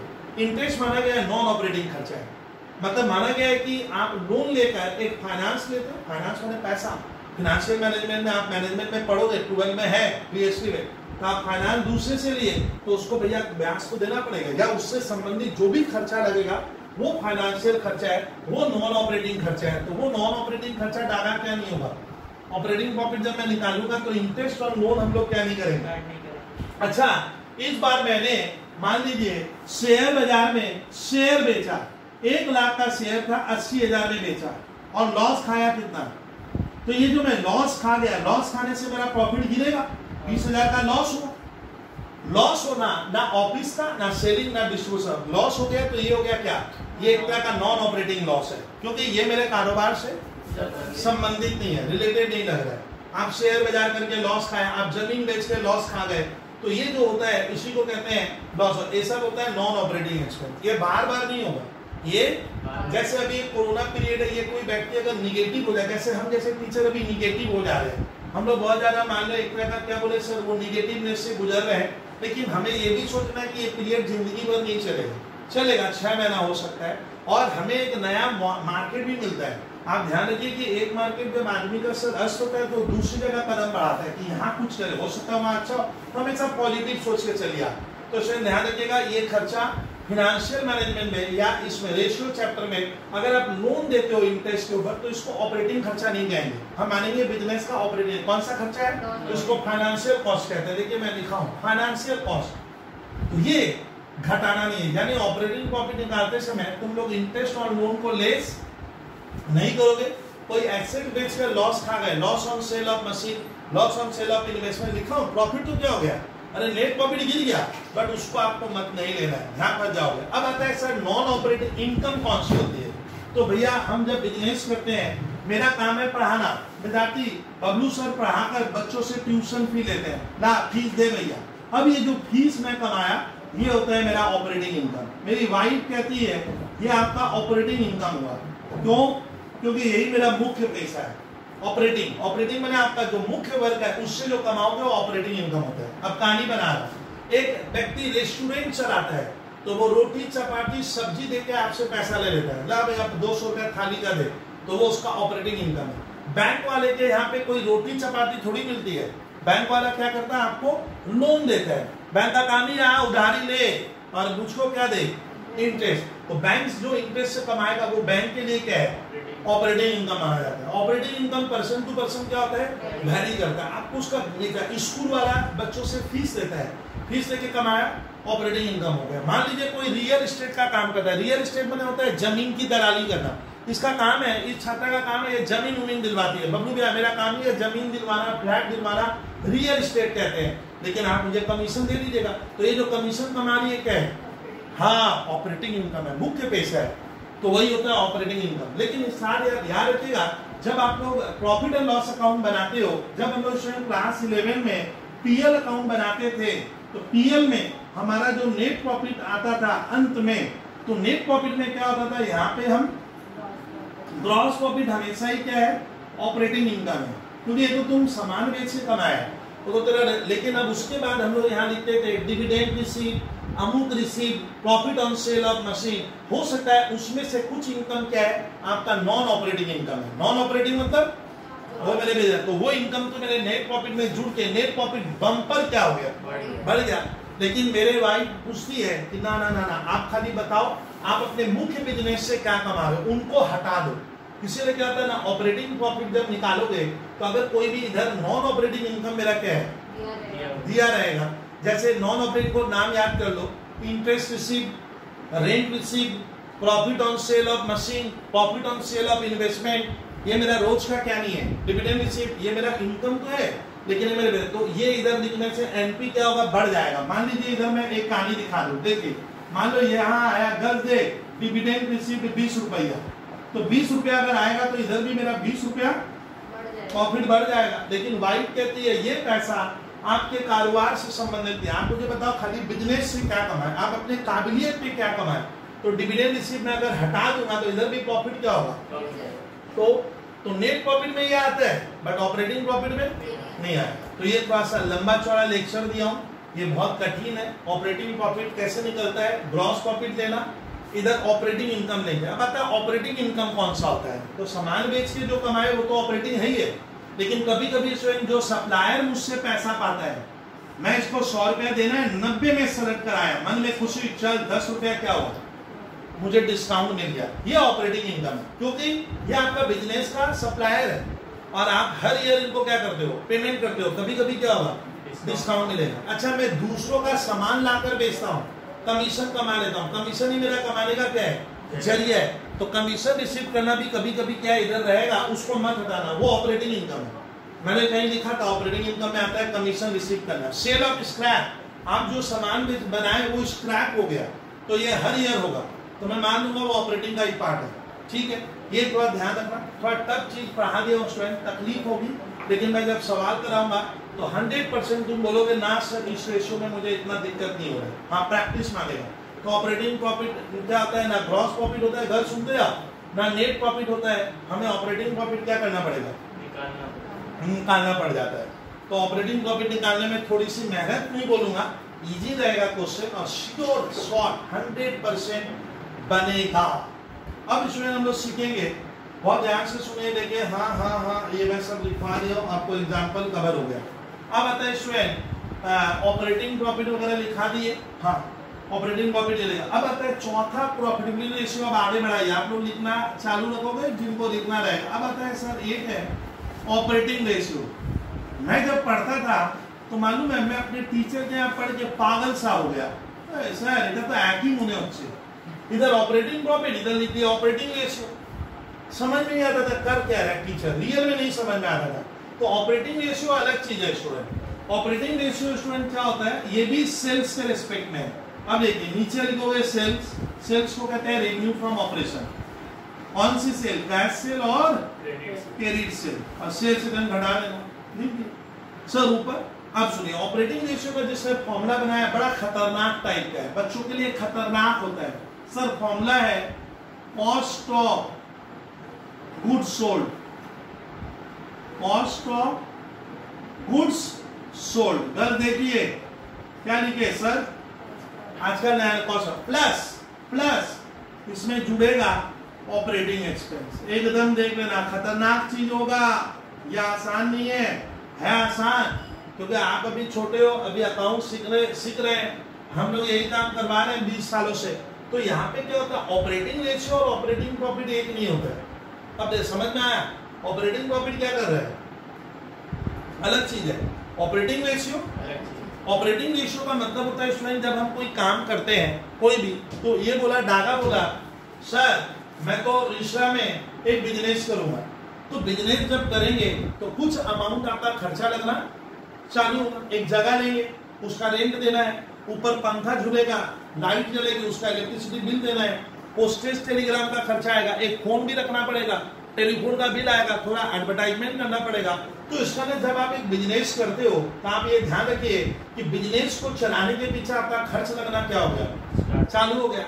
तो कोई दोस्त पूछा भाई तुम जो बिजनेस कर रहा है, ऑपरेट कर रहा है, ऑपरेट मैंने चलाना, तो तेरा कितना पैसा ऑपरेशन के पीछे चला जा रहा है, मतलब उस बिजनेस को, उस कार्य को करने के पीछे क्या है, आपका कितना खर्चा लग जा रहा है, वो है ऑपरेटिंग रेशियो। ऑपरेटिंग प्रॉफिट तो वो है जो तेरे हाथ में बचा, और ऑपरेटिंग रेशियो क्या है, मेरा ऑपरेटिंग रेशियो कितना आ रहा है। तो ये खतरनाक ऑपरेटिंग रेशियो मतलब होता है भैया, जैसे मान लीजिए एक कहानी बता रहा हूं, आप एकदम इजी लेके सोचिए।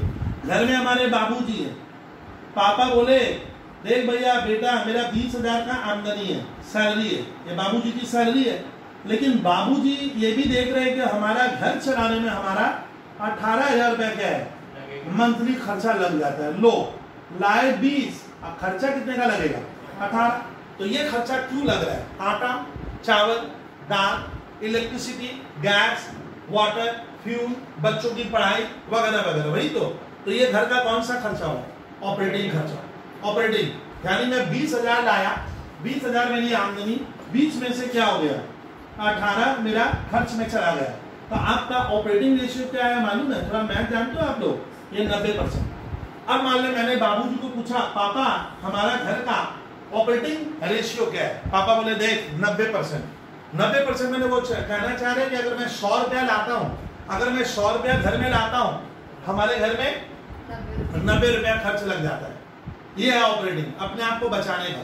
तो ये होता है ऑपरेटिंग रेशियो। ऑपरेटिंग रेशियो का मतलब होता है आपका ऑपरेटिंग खर्चा कितना लग रहा है, एक व्यवस्था को, मैंने एक बिजनेस को, एक प्रोफेशन को ऑपरेट करने का क्या खर्च लग रहा है। अच्छा अब यहाँ ऑपरेटिंग एक्सपेंस में कितने एक्सपेंस आते हैं, 3 अभी बोले थे, भूल गए। ऑफिस का खर्चा, सेलिंग का खर्चा और डिस्ट्रीब्यूशन का खर्चा, और उस सामान की कीमत को भी ऑपरेटिंग खर्चा माना जाता है। तो वो भी लेंगे कॉस्ट ऑफ रेवेन्यू का। अब देखिए नहीं समझे तो मैं सिखा रहा हूँ। मान लीजिए मैं मार्कर पेन लाकर बेचता हूँ, मार्कर पेन मैंने लाया, कल सुन मेरा कॉस्ट 20 लगा, तो ये भी एक ऑपरेटिंग खर्चा है, 20 रुपया का मार्कर पेन।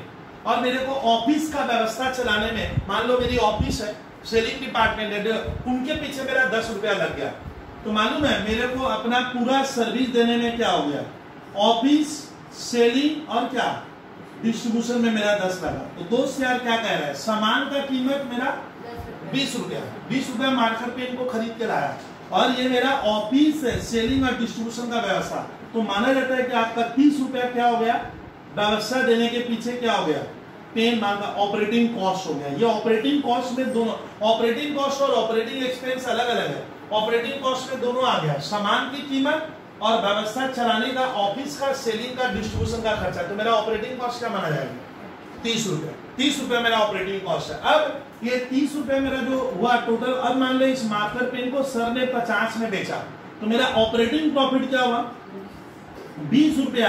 बॉयज गर्ल्स मेरा ऑपरेटिंग प्रॉफिट इसी को कहते हैं। तो ऑपरेटिंग कॉस्ट, सुनिए ऑपरेटिंग रेशियो को कुछ ऑथर सिर्फ लिखे ऑपरेटिंग कॉस्ट। ऑपरेटिंग कॉस्ट में दोनों आ जाएगा, सामान का दाम वो भी उसका कॉस्ट है, प्लस ऑफिस का, सेलिंग का, डिस्ट्रीब्यूशन का खर्चा आप लीजिएगा, ऑपरेटिंग एक्सपेंस। इसमें नॉन ऑपरेटिंग नहीं आएगा, कौन कौन सा? Interest on loan, loss on sale of machine, loss on sale of investment, क्या ये सब नॉन ऑपरेटिंग खर्चा, वो नहीं, और ये भी सेल से कंपेयर करेंगे। अगर ये मेरा मान लो मेरा आंसर 80% आया, इस तरह तुम कहना चाह रहे हैं कि अगर मैं 100 रुपए में गल सुनो सामान बेचता हूँ तो मेरा उस सामान के पीछे क्या होता है? ऑपरेटिंग खर्चा 80 लगता है, हाथ में 20 रुपया बचता है, वो 20 हो गया तब ऑपरेटिंग प्रॉफिट। सिंपल वर्ड में इस तरह ऑपरेटिंग रेशियो अगर आपका हाई है तो माना जाता है कि आपको व्यवस्था चलाने में क्या हो रहा है? खर्च ज्यादा लग रहा है, खर्च ज्यादा लग रहा है, हाथ का ऑपरेटिंग प्रॉफिट क्या होगा? कम होगा। तो याद रखिएगा, पूछता है कि अगर एक कंपनी का ऑपरेटिंग रेशियो बढ़ रहा है, इसका मतलब है उसका ऑपरेटिंग कॉस्ट बढ़ रहा है, तो बोलता है क्या होगा? ऑपरेटिंग प्रॉफिट कम आएगा। अगर ये कम होगा तो ये यानी एक दूसरे के ऊपर अधीन है, पूरक है। एक बढ़ेगा तो एक घटेगा, एक घटेगा तो एक अब दोनों जोड़कर 100% होगा। नहीं समझे सर? मान लीजिए मैंने बोला मेरे फर्म का ऑपरेटिंग प्रॉफिट 25% है, यानी मैं 100 रुपए के सामान में 25 कमा लेता हूँ, तो 25 अगर मेरा प्रॉफिट हुआ तो 75 मेरा क्या है? व्यवस्था का कॉस्ट है, तो ऑपरेटिंग कॉस्ट 75% होगा। मतलब 10 समझिए, ऑपरेटिंग प्रॉफिट अगर 25% है तो ये लिख के आ जाना 75% है। अगर बोलेगा आपका ऑपरेटिंग कॉस्ट, बाबूजी जैसे नहीं बोले 20,000 रुपया कमा रहे हैं और 18,000 खर्च में लगता है, घर में 18,000 मैंने 90%, तो हमारे घर का ऑपरेटिंग रेशियो 90% हो गया। अब बचा केवल कितना? वो चीज मैं कह रहा था। तो ये बहुत टफ है। ऑपरेटिंग रेशियो का फॉर्मूला जिसने बनाया है, सुनिए, हमें मुझे याद रहता है, क्यों? क्योंकि मुझे मालूम है सामान का जो सामान बेचे वो कितने का था और ऑपरेटिंग खर्चा और कितना लगा, दोनों को जोड़ेंगे और दोनों को जोड़कर बनता operating by revenue from operation. ये थोड़ा ध्यान रखिए। अब एक सवाल बनता है सर, खाली सर को सुनिए अभी, सर बहुत ही मजेदार कहानी है, सुनना पड़ता है। सर ऑपरेटिंग एक्सपेंस में मान लीजिए स्कूल में हमें डायरेक्ट नहीं देके, हमारे स्कूल वाले तो आप पेपर घुमाते हैं सर, तो अगर पेपर घूम गया तो सवाल बनता है ऑपरेटिंग एक्सपेंस में कौन कौन सा खर्चा लेंगे जो व्यवस्था चलाने के लिए जरूरी है। सुनिए, ऑपरेटिंग एक्सपेंस का फॉर्मूला में सबसे पहले लेना है इंप्लॉई बेनिफिट एक्सपेंस। अब देखिए, पागल से हो गए आप लोग। इंप्लॉई, ये कंपनी का वर्ड है, मालूम है? ये कंपनियों का जब हम लोग ट्रेडिंग पेयर कराते हैं उसमें ये वर्ड आता है। लेकिन एक 11-12 का छात्र के लिए वो कहता है सर इंप्लॉई बेनिफिट मतलब मेरे यहाँ जो डागा वर्कर या स्टाफ काम करेगा, मेरे यहाँ तुम लोग काम करते हो तो मुझे तुमको सैलरी तो देना पड़ेगा। तो सैलरी माना जाता है क्या? एक आपका तो इंप्लॉई बेनिफिट एक्सपेंस में आता है। जैसे एग्जांपल के तौर पे लिख सकते हो सैलरी, वेजेज। अच्छा, एम्प्लॉय को मैं मेडिकल का बेनिफिट देता हूँ, मेडिकल सुने हो ना, मेडिकल में रोकथाम के मेडिकल एक्सपेंस। इनको मैं कैंटीन में खाना प्रोवाइड करता हूँ, कैंटीन होता है देखो, कैंटीन का खर्चा ये किसके लिए कर रहा हूँ? एम्प्लॉय, जिससे एम्प्लॉय टिका रहे, भागे नहीं हो। तो एम्प्लॉय बेनिफिट एक्सपेंस एक व्यवस्था चलाने का क्या है? बहुत ही मजबूत खर्चा है, मैंने बहुत ही जबरदस्त खर्चा है, ये ध्यान रखेगा। फिर हमारी जो संपत्तियों का डिप्रिसिएशन होता है, लैंड नहीं, जैसे बिल्डिंग, जैसे मशीन, जैसे फर्नीचर, जैसे कंप्यूटर, तो डिप्रिसिएशन एंड अमोर्टाइजेशन भी माना गया ऑपरेटिंग खर्चा है। क्योंकि इसमें आप कोई भी व्यवस्था चलाओगे, सुनिए, आपको उसमें फर्नीचर, कंप्यूटर लगेगा और उनका धीरे धीरे थोड़ा थोड़ा क्या होगा? हाँ, यूज होगा। तो यूज होने का मतलब तेरा वो व्यवस्था चलाने में खत्म हो गया, लग रहा है, तो उसको भी क्या मानोगे आप? ऑपरेटिंग एक्सपेंस आपको मानने के लिए बोला है। मैं लिख दिया हूँ पूरा एकदम, आप घबराओ मत। इसके अलावा बोलता है अदर एक्सपेंस। अब मजेदार कहानी है सर, परचेज का है डागा, परचेज सामान को जो बेचे वो भी तो उसका कॉस्ट है ना, वो भी एक ऑपरेटिंग खर्चा है। परचेज किस में आ जाता है? कैरेज इनवर्ड, फ्रेट इनवर्ड, याद आया? तो वो तो उसमें है, मैं तो इसकी बात कर रहा हूँ। अदर एक्सपेंस और ले लेंगे सर। अदर एक्सपेंस मतलब जैसे प्रिंटिंग, स्टेशनरी, ऑफिस का रेंट, ऑफिस का इलेक्ट्रिसिटी, अब आप समझिए वो सब होता है अदर एक्सपेंस। तो अदर एक्सपेंस आजकल एक नया वर्ड है, उसमें सारा आ जाएगा। एडवर्टाइजमेंट और क्या बोले, सेल्समैन, प्रमोशन का खर्चा, सेल्समैन की सैलरी, ये सारे किसमें डाल दो आप? आंख बंद करके जिसमें, हाँ, या तो वो एम्प्लॉय में जाएगा या इसमें, या आपको लिखना होगा। सो आजकल नया कॉन्सेप्ट आया है अदर एक्सपेंस, जो बच्चे 100% कर लेते हैं। अदर एक्सपेंस को मैं शॉर्ट में लिख दूं, इसके भीतर याद रखना, मेरे मैट में मैंने जो बनाई है सर, उसमें मैं लिखा हूँ, इसके तहत हमें लेना है ऑफिस एंड एडमिनिस्ट्रेटिव एक्सपेंस लेना है। मैंने जो इस बार स्टूडेंट, आप बिलीव मानो लॉकडाउन पीरियड में मैंने जो मैट बनाया मैं आपको दे नहीं पा रहा हूँ सर। हम लोग उसमें 3-4 महीना खर्च किए हैं सर, 8-8 घंटा लिखा हूँ, तो कुछ अपना नॉलेज भी बढ़ा है और छात्र को इतना बेहतर चीज दे दूंगा और मैं दे नहीं पा रहा हूँ। मैं उम्मीद कर रहा हूँ हम लोग का पूरा प्रोग्राम है 15 दिन में आपको वो मैट दे दूंगा। अब करोगे तो आपका फायदा और वो जिंदगी भर काम आएगा मैंने आने वाले आपके हर एग्जाम में। तो सेलिंग एंड डिस्ट्रीब्यूशन एक्सपेंसेस ये सब क्या है, अदर एक्सपेंस में आ जाएगा, बट नॉन ऑपरेटिंग नहीं लेंगे। कौन सा खर्चा मत लेना, कहीं भी ये लिख दो ऑपरेटिंग, अब लिख दो नॉन ऑपरेटिंग एक्सपेंस हमें नहीं लेना है। नॉन ऑपरेटिंग ये वाला होगा जो मैं लिखा था, इंटरेस्ट और लोन वगैरह क्या नहीं होगा, इसमें नहीं आएगा, लिख लेना, ये बहुत काम की चीज बोल दिया। अच्छा, ये जो चारों रेशियो पढ़े हम, ये कुछ समझ में आया? चारों ही किससे संबंधित है? सेल्स से। मैं सेल्स पे कितना ग्रॉस प्रॉफिट कमा रहा हूँ, मैं सेल्स पे कितना नेट प्रॉफिट कमा रहा हूँ, मैं सेल्स पे कितना ऑपरेटिंग प्रॉफिट कमा रहा हूँ, मेरा सेल्स का कितना रुपया क्या होता है, खर्च लग जाता है व्यवस्था चलाने में, दैट इज ऑपरेटिंग रेशियो। ये बहुत खतरनाक है, इस पे लगाम लगाना, इस पे कंट्रोल रखना बहुत ही क्या है, जरूरी है। अगर आप ऑपरेटिंग रेशियो पे थोड़ा कंट्रोल कर लोगे, जैसे अभी के कोरोना पीरियड में बहुत जन कर भी रहे, सबको समझ में आ रहा है कि ना ये खर्चा क्या किया जाए, कम किया जाए ऑपरेटिंग रेशियो को। हाँ, इस पे मान लो आप 10 टू एसी लगा के रखे हो, तो भैया एसी का बिल तो आपका ऑपरेटिंग कॉस्ट है, तो बिल आएगा, तो आप उसको थोड़ा कंट्रोल करो। आप सभी स्टाफ के लिए अलग अलग चेम्बर बना के रखे हो, रख सकते हो अगर आमदनी, लेकिन वो चेम्बर मेंटेन करने का तो खर्चा है भैया, मैं ये कह रहा हूँ। तो ऑपरेटिंग रेशियो को कंट्रोल करना पड़ता है। तो प्रॉफिटेबिलिटी रेशियो में ये 4 सेल्स से संबंधित है। लेकिन अभी स्टूडेंट हमारे डब्ल्यूबी बोर्ड ने और आईसी बोर्ड ने या सीबीएसई बोर्ड ने एक गेम खेला है, बोला बच्चा को प्रॉफिटेबिलिटी रेशियो में इससे अब नहीं मानेंगे, आप कृपया उन्हें 1-2 और पढ़ाइए, और रियल में वो काम का है, और उन्होंने गलत नहीं किया, क्योंकि उसके बगैर आप कंपनी का अकाउंट जब बनाओगे, कहीं भी तो नौकरी करोगे तो थोड़ी दिक्कत आ जाती है। ये थोड़ा सा आपको ध्यान रखना होगा, ये ध्यान से सुनना। तो स्टूडेंट सर कौन सा, तो वो मैं बता रहा हूँ कि हमारा कौन सा रेशियो अब बच रहा है, आपको खाली सुनना है बैठ कर से। अब मजेदार रेशियो सुनेंगे सर प्रॉफिटेबिलिटी के ऊपर ही, रिटर्न ऑन कैपिटल एम्प्लॉयड। ये मुझे इतना पावरफुल रेशियो है सर कि ये हमारे बीकॉम में, सीए इंटर में हम लोग पढ़ाते हैं। तो रिटर्न ऑन कैपिटल एम्प्लॉयड, ये खतरनाक नहीं बोलूंगा, बहुत ही मजेदार है, इससे कंसेप्ट इतना क्लियर हो जाएगा और बहुत इजी भी है। आप पहले लिखो रिटर्न ऑन कैपिटल एम्प्लॉयड। बहुत जन इसको मैंने नाम दिया है सर, हमारे सीबीएसई के बुक्स में ये रेशियो है, इसको बहुत जन कहते हैं रिटर्न ऑन इन्वेस्टमेंट। एक ही चीज है, ROI, ये बहुत फेमस वर्ड है, मालूम है, बहुत जन पूछता है, मैं जान मेरे ROI क्या होता है, return on investment, return on. मेरे मैट में rate of return, yield on capital भी लिखा हुआ है, हमें उसमें नहीं उलझना है। मुझे पक्का मालूम है कि डब्ल्यूबी या सीबीएसई या आईसी बोर्ड में इसको इसी नाम से लिखता है। मैंने एक नाम और बोला, यील्ड ऑन कैपिटल।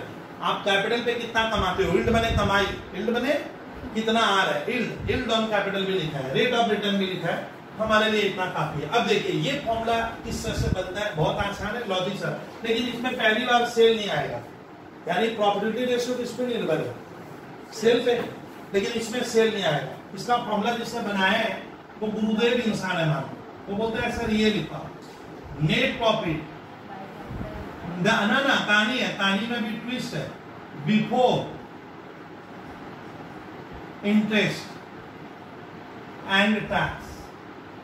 बहुत जन नेट प्रॉफिट की जगह अर्निंग भी लिखते हैं, क्या लिखते हैं, गलत बोलिए तो अर्निंग, अर्निंग मैंने कमाई, तो net profit before interest and tax मैंने NPIT, आप पूरा ही लिखोगे, बटा मैंने ये लाइन बाई कहते हैं इंग्लिश में, कैपिटल एम्प्लॉयड गुना, ये सब परसेंटेज में आता है, तो इनटू 100, ये लिखो, हो गया।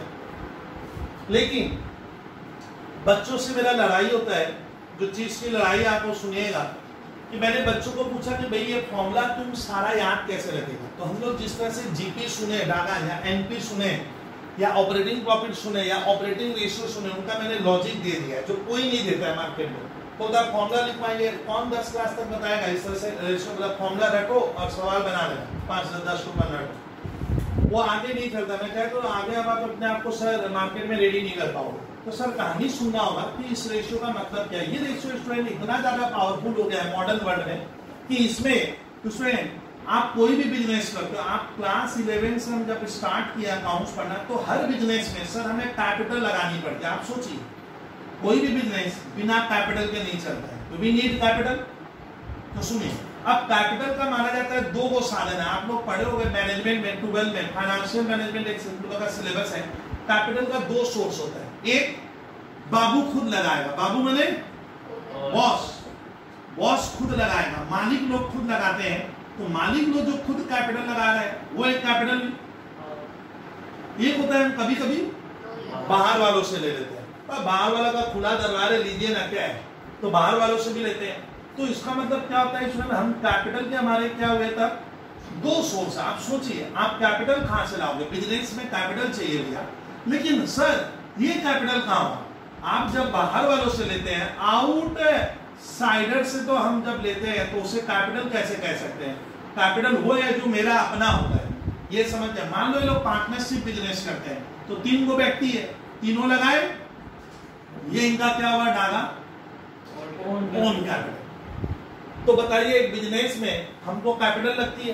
कैपिटल का दो सोर्स होता है, एक मैं खुद लगाया इंटरनल, एक बाहर वाला लगाएगा एक्सटर्नल। लेकिन इसको कैपिटल कब से कहने लगे, सर ये तो गांव का पैसा है, नहीं चुकाएंगे तो झूठा लगाएगा मुझे, सिंपल वर्ड है।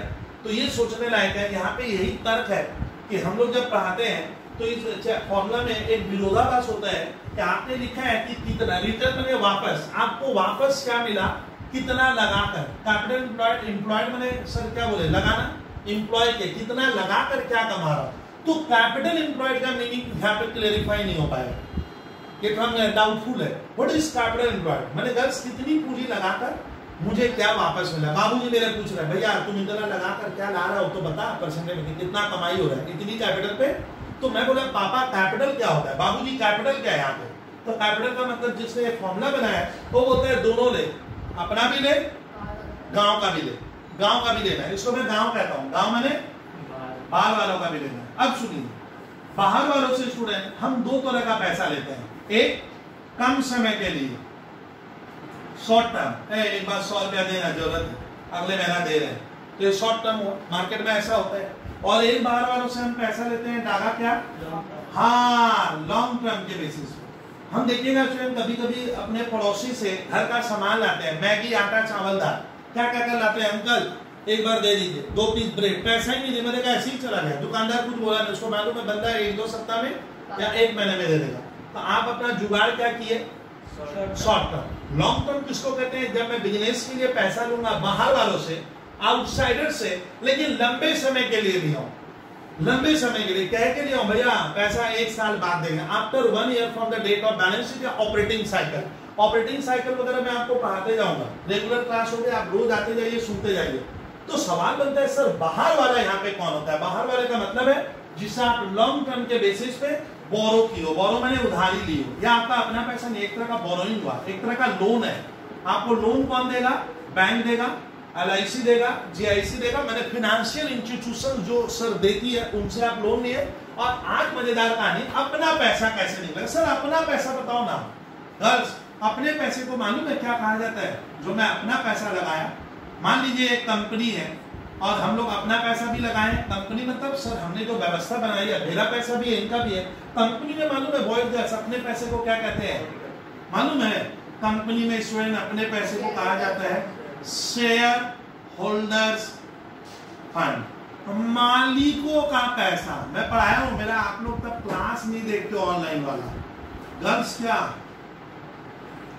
मालिकों का पैसा को हम क्या कहेंगे, शेयर होल्डर। मैं बताऊं तो इसका नाम बड़ा विचित्र है कि नहीं है।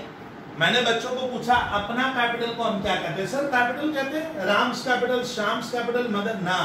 कंपनियों में अपने पैसे को कहा जाता है शेयर होल्डर्स फंड। अब इसका नाम डागा शेयर होल्डर्स फंड क्यों पड़ा, कि कंपनी में जो पैसा लगाएगा और कंपनी में, अब सुनिए, जो पैसा हमने लगाया वो जो प्रॉफिट होगा उस प्रॉफिट का हिस्सा होगा, तो वो हिस्सा किसके बीच में होगा, क्या बाहर वाले को भी बुलाएंगे, नहीं होता देंगे प्रॉफिट मानेंगे हम ना, बाहर वाले को थोड़ी देंगे बस। इसीलिए इसको कहा जाता है शेयर होल्डर्स फंड।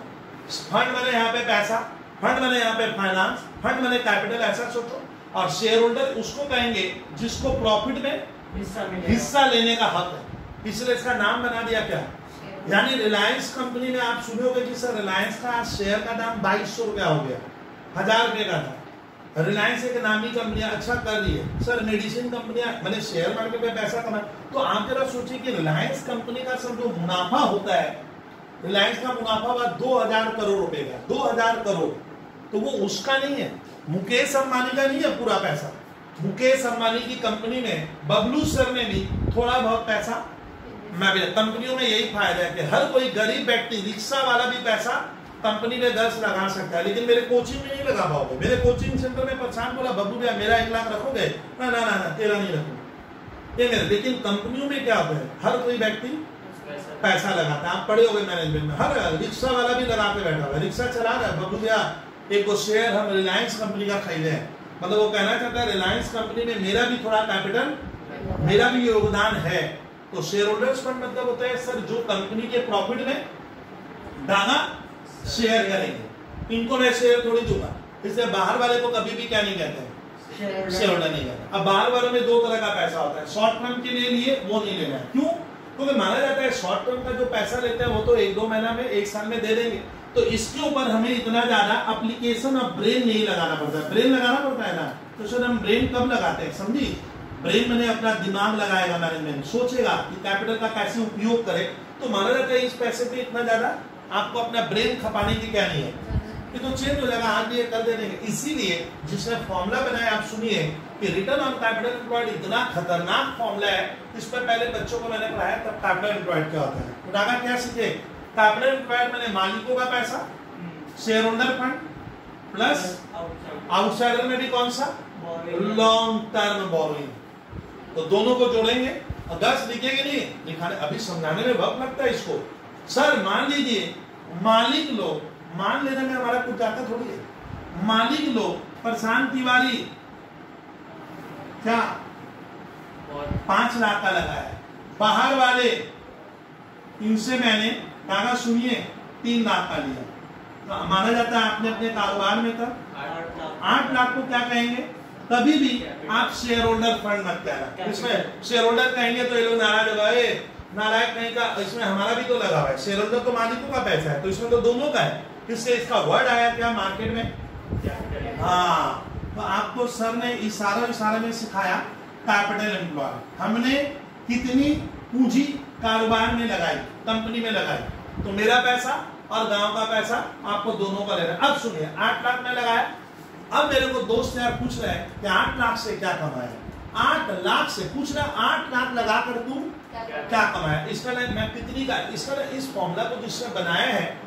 वो मेरे हिसाब से ना एक थोड़ा सा टेक्निकल मिस्टेक हो सकता है कि मालिकों के पैसे पे क्या कमाए, नहीं क्या बोल रहे हैं, पूरा पैसा, हाँ पूरा में क्या कमाया। इसीलिए इसका फॉर्मूला में क्या होता है, देख मान लो मैं 8 लाख लगाया, गलत सुनिए, 8 लाख लगाकर हमारा नेट प्रॉफिट आ रहा है मान लो 70,000 का। अरे नेट प्रॉफिट कहाँ मिला डागा, पीएल अकाउंट, अरे 11-12 के छात्र, तो सर नेट प्रॉफिट 70 है तो हो गया। सर मैं डागा सुनिए, प्रशांत तिवारी सुनिए, कितना लगाए 8 लाख रुपया टोटल कैपिटल लगाकर कमाए 70, हो गया, यही होता है रिटर्न ऑन कैपिटल। लेकिन ना अब सुनिए ट्विस्ट क्या, ये गलत है। अब फॉर्मूला जिसने बनाया है वो बोलता है नेट प्रॉफिट लिख, और ये सब क्या कहानी फ्री का थोड़ी है, तो बिफोर इंटेंशन। अब जरा सोचिए कि नेट प्रॉफिट निकालते समय हम इससे लोन लिए थे, डागा हम बाहर वालों से लोन लिए थे, लोन 3 लाख का है, मान लो मेरा इससे वादा हुआ था तेरे को मैं 10,000 रुपया इंटरेस्ट दूंगा, गलत सुनिएगा, हम इससे लोन लिए, लोन वाले को मैंने क्या कहा था 10,000 ब्याज मिलेगा, तो वो ब्याज लिख कर लाए क्या, डागा बात कीजिए, वो ब्याज क्या यहाँ लिख कर नेट प्रॉफिट आता है, प्रशांत तिवारी बात कीजिए, हाँ सर। इसका मतलब डागा हम जो 70,000 रुपया कमा रहे हैं, प्रशांत हम जो 70,000 रुपया कमा रहे हैं वो तो खाली अपने पैसे पे कमाए था, क्योंकि उनको तो मैंने क्या कर दिया है, दे दिया है। समझ में आ रहा है, 10 तुम बोलो जरा, आप जो कमाए 70,000 तो आपका पैसे पे कमाए 5 लाख पे, लेकिन जिसने फॉर्मूला बनाया वो बोलता है दोनों पे क्या कमाया, दोनों पे। आप तो इसको दे रही हो कितना, 10,000। तो मैं एक बार मन में सोचूंगा कि अगर इसको नहीं देता हूं, 3 लाख वाले को नहीं देता, अगर ये खर्चा उसे मुझे नहीं देना पड़ता, तब दादा मेरा 80,000 का प्रॉफिट आता। अब 80,000 का प्रॉफिट और 70 के में क्या फर्क है? इसको पढ़ते हैं girls net profit after interest. Interest को देने के बाद, और हमें कौन सा लेना होगा, बिफोर लेना होगा। तो बिफोर का आज देखिए, मैंने कहा ये मैं सीए इंटर के छात्र को स्टूडेंट पूछा हूं, उनके पास भी लॉजिक नहीं है सर। आप क्लियर की जगह हम लोग तब लॉजिक के पीछे कितना मेहनत की है किसी जमाने में। मैं सीए इंटर के छात्र को पूछा सर कि भैया यहाँ पे बिफोर क्यों लगता है, कभी आफ्टर, कभी सब रेशियो का लॉजिक है, मालूम नहीं है। बोलता है सर होता है, छोड़िए ना, हम नंबर लाएंगे, लेकिन ना फंस जाओगे। तो बस आज क्लियर कर दिया हूँ कि नेट प्रॉफिट बिफोर इंटरेस्ट का मतलब होता है कि मुझे देखना है मैं 8 लाख में क्या कमाया, 70 तो आ रहा है 5 लाख में। लॉजिक समझे? तो चूंकि दोनों को यहाँ पे क्या करना है, लेकर बोलना है, तो मैं सोचूंगा कि इनको अगर मैं 10,000 नहीं देता तो मैं क्या कमाता। तो इसीलिए क्या करना होगा आपको, नेट प्रॉफिट कौन सा लेना, ये वाला नहीं, उसमें इसको ऐड करेंगे। ऐड इंटरेस्ट देने के पहले क्या है। अब बीच में आ गए मोदी जी, बोले बबलू भैया टैक्स को लेके छोड़ूंगा मैं, टैक्स दीजिए, कमाई पे टैक्स है। तुम लोग को मालूम है, आप इकोनॉमिक्स पढ़े हो, आज एक मजेदार कहानी बताऊंगा। टैक्स कब देते हैं हम सर, टैक्स कब दिया जाता है, प्रॉफिट होने में या लॉस होने में, तो मालूम होगा। तो टैक्स प्रॉफिट पे लगता है, प्रॉफिट नहीं होगा तो इस साल मैं कुछ कमाया नहीं, मेरी आमदनी ऐसे बिग जीरो है, तो मोदी जी किस नाम से टैक्स लेंगे। अब बबलू भैया टैक्स दो, अरे सर जीरो इनकम है, और माइनस होगा तो मैं उनको बोला आप मुझे दो, मेरा घर नहीं चल रहा है, ऐसा थोड़ी होता है। तो टैक्स का एक मजेदार कहानी बताओ, आप इकोनॉमिक्स में कभी पढ़ना फैक्टर ऑफ प्रोडक्शन। तो ये देखिए आप टैक्स का लॉजिक लूंगा कि रेशियो में टैक्स कितना पागल कर देना चाहता है। देखिए ना यहाँ पे लिखा है बिफोर इंटरेस्ट एंड टैक्स, तो बच्चा टैक्स को जानना नहीं चाहता है, सिखा दे रहा हूँ। उसमें हम 11 में पढ़े थे कि हम लोग उसमें जब कोई प्रोडक्ट बनाते हैं, फैक्टर ऑफ प्रोडक्शन, यानी जब भी किसी सर प्रोडक्शन को करते हैं तो दादा वी नीड क्या, प्रोडक्शन में क्या लगता है, कैपिटल लगेगा, फिर लैंड लगता है, फिर लेबर लगेगा। और अब सुनिए, कोई भी प्रोडक्शन प्रोडक्ट करते हैं तो sir we need land, we need labour, we need capital. अब एक कहानी सुनिए, इन तीनों चीज को जो अरेंज करेगा, जो ये सर चाहता है कि मैं एक कारोबार करूंगा, जब तक पिक्चर में कारोबार करूंगा वाला व्यक्ति नहीं आएगा, लेबर क्या है, बेकार है, वो क्या कर सकते हैं। आप सोचिए लैंड आपकी क्या है, बेकार है, मेरे पास एक जमीन में पड़ा हुआ है, और कैपिटल बेकार है। मतलब इन तीनों चीजों को जो मिक्सचर करेगा, जो लाएगा, उसको हम क्या कहते हैं, हाँ, एंटरप्रेन्योर। ये हो गया सर, क्या हो गया, इसका काम है इन तीनों चीजों को मिक्स करके लाना। तो भैया इसके मन में लालच है कोई, हाँ, लालच है कि इनके द्वारा मैं कोई प्रोडक्ट बनाऊंगा, उसे मार्केट में बेचूंगा। लेकिन ये लोग बनाएंगे तो ये लोग अपना पहले क्या कर रहे हैं, अपना यही होता है फैक्टर ऑफ प्रोडक्शन, यानी ये लोग फैक्टर क्या कर रहे हैं, फैक्टर दे रहे हैं। हर फैक्टर का कॉस्ट होता है, मार्केट में कोई भी फैक्टर फ्री का नहीं है। जहर खरीदने जाओ फ्री में मिलता है क्या, दादा आपको मैंने पॉइजन दिन ना टाका की लाद में ना, तो सुसाइड करते नहीं, मजाक किए भैया, उसका भी कॉस्ट है। तो इसका ना हर फैक्टर का कॉस्ट है। कैपिटल वाला बोला मुझे, अब मैं सिखाऊंगा डाटा क्यों ये आज उठाया आपके साथ। कैपिटल वाले को हम इंटरेस्ट देते हैं, लैंड वाले को रेंट देते हैं, और लेबर को वेजेस देते हैं। तो कहने का मतलब है सारे फैक्टर को देने के बाद अगर कुछ बच जाए, वही क्या है, प्रॉफिट। अब कहानी सुनिए, ये जो प्रॉफिट होता है स्टूडेंट, यहाँ पे एक अकाउंट्स में ट्विस्ट लेंगे कि प्रॉफिट में अब गवर्नमेंट का हमारा लालच आ जाता है, होता है प्रॉफिट हुआ है तो चलो क्यों ना हम भी थोड़ा बहुत क्या कर ले, ये तो कहानी है, प्रॉफिट होने पे लेगा। इसलिए गवर्नमेंट ने एक अच्छा काम किया है, बोलता है बबलू सर प्रॉफिट होने पे देना। मैंने पहले गवर्नमेंट कहता है तुम लेबर को दे, रेंट को दे, और कैपिटल का जिससे लोन लिए उसको ब्याज दे, फिर उसके बाद मेरी चिंता कर।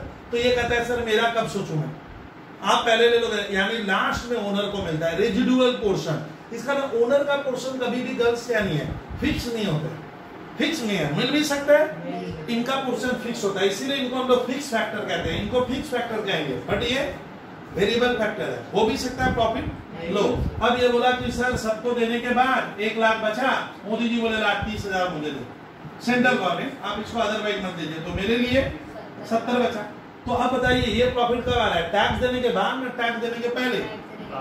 तो आपको क्या देखना है कि मैंने टैक्स अगर मैं नहीं देता तो मेरा प्रॉफिट क्या आएगा वो लेना। मैंने आपको क्या लेना है, टैक्स लेने के पहले, हाँ बिफोर टैक्स, मैंने टैक्स वाला फिगर भी क्या करेंगे, ऐड करेंगे, और जो समझ में आ रहा है, और इंटरेस्ट वाला को भी क्या करना पड़ता है। क्वेश्चन आज मैंने क्लियर किया है। कैपिटल एम्प्लॉयड का तब सर हमारा लास्ट आज का जो कहानी बच रहा है तुम लोगों के साथ इस रेशियो के पीछे कि net profit before interest and tax, आप समझ गए हो, बचा खाली क्या सर कैपिटल एम्प्लॉयड को थोड़ा सा फॉर्मूला वाइज बता देते हैं, हम भूल जाएंगे, आप जैसे बोले हो समझ में तो आ रहा है, लेकिन मैं चाहूंगा कैपिटल एम्प्लॉयड हमारा 1 मार्क्स में, आईसी में, सीबीएसई में कभी कभी लिखने आ जाता है कि write down the formula of capital employed, बच्चे नहीं लिख पाते, मुझे मालूम है विद्यार्थी। चलिए सर कैपिटल एम्प्लॉयड का मतलब मालिकों का पैसा, गर्ल्स बोलिए, हाँ आज मजा आया स्टूडेंट, हमारे WB के साथ 1 चांस में इसको समझाना मुश्किल होता है क्योंकि कंपनी में आपको पढ़ाया नहीं हूँ, शेयर होल्डर फंड में होता है मालिकों का पैसा, सीधी बात, यहाँ पे कैपिटल में लिखते हैं, तो चलिए लिख लिए, मैं कराऊंगा आपको, खाली बैठ बैठ के छापने का है सर। शेयर होल्डर्स फंड आपको तो खाली बोला हूं ना, प्लस लॉन्ग टर्म बोरोइंग, ये क्या होता है डाला, हाँ लंबे समय के लिए ना शॉर्ट समय के लिए, more than 1 year. Long term borrowing मैंने मोटी बात करें तो लोन हो जाता है, लॉन्ग टर्म बोरोइंग्स, प्लस एक और लेना, ये भी बोरोइंग है मालूम है, इसका नाम थोड़ा long term provision, long term provision भी लेना, ये भी बोरोइंग होता है। ये मैं प्रूव करूंगा लॉन्ग टर्म प्रोविजन को बोरोइंग क्यों कहते हैं। सर ये लोन कैसे हुआ, ये कौन सा डिक्शनरी में लिखा हुआ है, यही सोचने लायक है, यही सोचने लायक है। फिर अभी ट्विस्ट खत्म नहीं हुआ है, माइनस नॉन ट्रेड इन्वेस्टमेंट, सारी चीज आप एकदम बखूबी, मुझे पक्का विश्वास है कि आप लोग समझ जाओगे कि क्या हुआ है, वो मैं जब लूंगा, ये फॉर्मूला याद कर लो। कैपिटल एम्प्लॉयड इक्वल्स टू मालिकों का पैसा, गांव का पैसा और नॉन ट्रेड इन्वेस्टमेंट को लेस करते हैं। ये थोड़ा ट्विस्ट मैं बोला नहीं था, वो ट्विस्ट हम लोग क्लियर कर देंगे, बस निकले। नॉन ट्रेड इन्वेस्टमेंट मैं पक्का तेरे को सिखा दूंगा हमें। अच्छा, शेयर होल्डर फंड को हम चाहे तो ऐसे भी लिख सकते हैं। अब प्रशांत तिवारी, शेयर होल्डर फंड में एक आता है इक्विटी, इक्वल वर्ड सुना है, अरे इक्वल इक्वल इक्वल से क्या बना, share capital. Share holder fund को डाला हम इस तरीके से भी क्या कर सकते हैं, बोल लिख सकते हैं, हाँ लिख सकते हैं। फिर बोलिए क्या लिखे sir, preference share capital, preference बस लिखना है तो लिखिए, या आप बाद में भी देख सकते हो। प्रेफ शेयर कैपिटल लिखते जाइए sir, equity share capital plus pref share capital plus reserve and surplus. ये क्या होता है, ये सर का विषय है समझाने का। सर रिजर्व एंड सरप्लस, मुंह से 4 बार बोल लीजिए आप लोग, रिजर्व एंड सरप्लस लिखेंगे। फिर उसके बाद वही कहानी, क्या डागा छाप दे, long term borrowing plus long term क्या प्रोविजंस, लिखिए पहले, और माइनस नॉन ट्रेड इन्वेस्टमेंट, सब हो जाएगा। मेरे हिसाब से यहाँ कहीं डर की बात नहीं है, और आपका 2 मिनट खर्च होगा नोट लिखते हुए, कुछ बचता नहीं है। सर कैपिटल एम्प्लॉयड को हम ऐसे भी लिख सकते हैं, formula number 1 Daga, formula number 2, now capital employed formula number 3, और आसान है, घबराने का नहीं है। फिक्स एसेट्स, फिक्स एसेट्स हम क्लास 11 से सुनते आ रहे हैं, अभी बोलूंगा बच्चे बोलेंगे सर ये सब हम लोग जानते हैं। फिक्स एसेट्स का मतलब क्या होता है, देखिए प्रशांत क्या लिखा, देख बात कीजिए, टेंजिबल फिक्स, हाँ tangible fixed assets plus plus Daga जानता है, प्लस मैंने ऐड करो, क्या इन है, इन है tangible, टेंजिबल, क्या fixed asset, ये होता है फिक्स एसेट्स की परिभाषा खत्म, जैसे बुक्स में लिखा है। प्लस ठीक है, इतना लिख देना स्टूडेंट।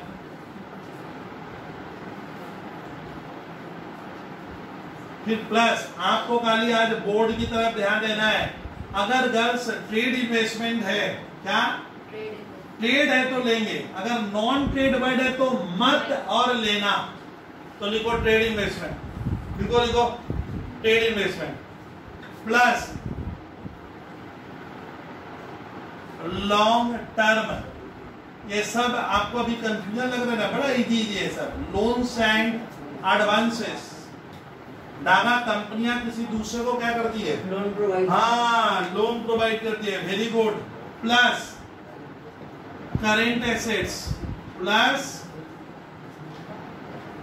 माइनस डागा देख लीजिए करेंट लायबिलिटी, वही आएगा। मैंने सब एंगल से आपका रिजल्ट क्या होगा, कैपिटल एम्प्लॉयड, ये वाला फॉर्मूला डाल, ये वाला फॉर्मूला लिख, ये वाला फॉर्मूला लिख, रिजल्ट क्या होता जाएगा।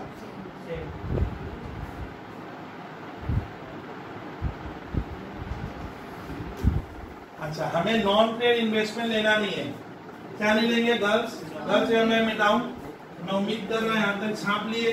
खाली एक नोट, 1 मिनट हमारा और खर्च हो गया, 2 बोले थे, तो नोट नंबर 1 में लिख लेना कि कैपिटल एम्प्लॉय निकालते समय हम नॉन ट्रेडिंग एसेट्स या नॉन ऑपरेटिंग एसेट्स को नहीं लेते हैं, तो लिख लो नॉन, सब ये क्लियर होगा जब sir non trading assets do not form part of, क्या लिखे बोलिए, do not form part of, part मैंने हिस्सा होता है भैया, पार्ट ऑफ कैपिटल एम्प्लॉयड। और शांत तिवारी अर्थ बोलिए, non traded assets को नहीं, मतलब हाँ नॉन ट्रेडिंग एसेट्स मतलब नॉन करेंट इन्वेस्टमेंट हमें नहीं लेना है, दागा हमें नहीं लेना है, सीधी बात। और नॉन, जैसे अब मैं लिख दे रहा हूँ नॉन ट्रेड इन्वेस्टमेंट नहीं लेंगे, और लिख लो नॉन ट्रेड इन्वेस्टमेंट अगर स्कूल के पेपर में क्या है, दागा दिया हुआ है, मत लेना। और एक नया खतरनाक वर्ड है capital work in progress, work in progress हमें नहीं लेना है, नहीं, ये वर्ड होना चाहिए कैपिटल वर्क इन प्रोग्रेस हम नहीं लेंगे, ये ध्यान रखना। 2 नंबर पॉइंट लिखना, इनकम फ्रॉम, इनकम फ्रॉम, ये सब समझ आओगे गर्ल्स, नॉन ट्रेडिंग इन्वेस्टमेंट, ये तुम लोग के लिए थोड़ा टफ है, लेकिन इतना टफ नहीं है, ठीक है। Income from non trading assets, assets लिख दे या इन्वेस्टमेंट, ठीक है। अच्छा, नॉन ट्रेडिंग एसेट्स लिखेंगे, should not be,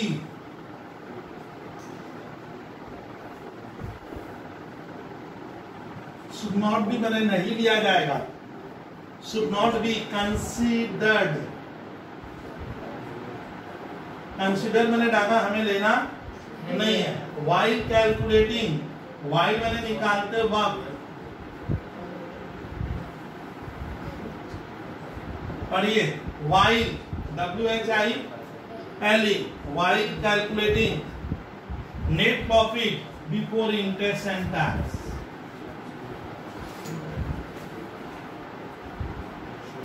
before interest and tax, लिख लो।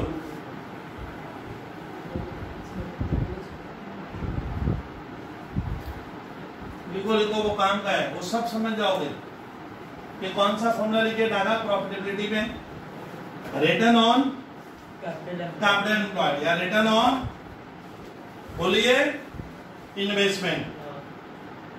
कितना नंबर फॉर्मूला था भैया वाला, 5। अब हमारा IC, CBSE, WB बोर्ड या एनी बोर्ड बच्चों को फंसा रहे हैं लोग, बोलते हैं हाई हाई चीज पढ़ा दीजिए। ये देखिए अर्निंग पर शेयर भी डाल दिया आजकल सिलर, ये बहुत छोटा सा फॉर्मूला है, इसमें मेहनत नहीं है। अर्निंग पर शेयर, गर्ल्स घबराना मत, अर्निंग पर शेयर एक व्यक्ति के हिस्से में पर इतना। अर्निंग पर शेयर का फॉर्मूला बहुत आसान है, आपको ऊपर लिखना है प्रॉफिट, ऊपर लिखने का ये देखिए धागा देखिए क्या लिखा है सर ने, नेट प्रॉफिट। मोदी जी को क्या करने के बाद, सेंट्रल गवर्नमेंट को हमारा अधिकार है, हमें टैक्स देना पड़ता है सर, क्योंकि हमें बहुत सी सुविधाएं देश से मिल रही है आज के जमाने में। तो लिखे नेट प्रॉफिट क्या करने के बाद, टैक्स देने के बाद आपके पास जो बचेगा। लेकिन एक ये बहुत ही खतरनाक वर्ड आएगा जो हमारा सुना हुआ नहीं है, प्रेफरेंस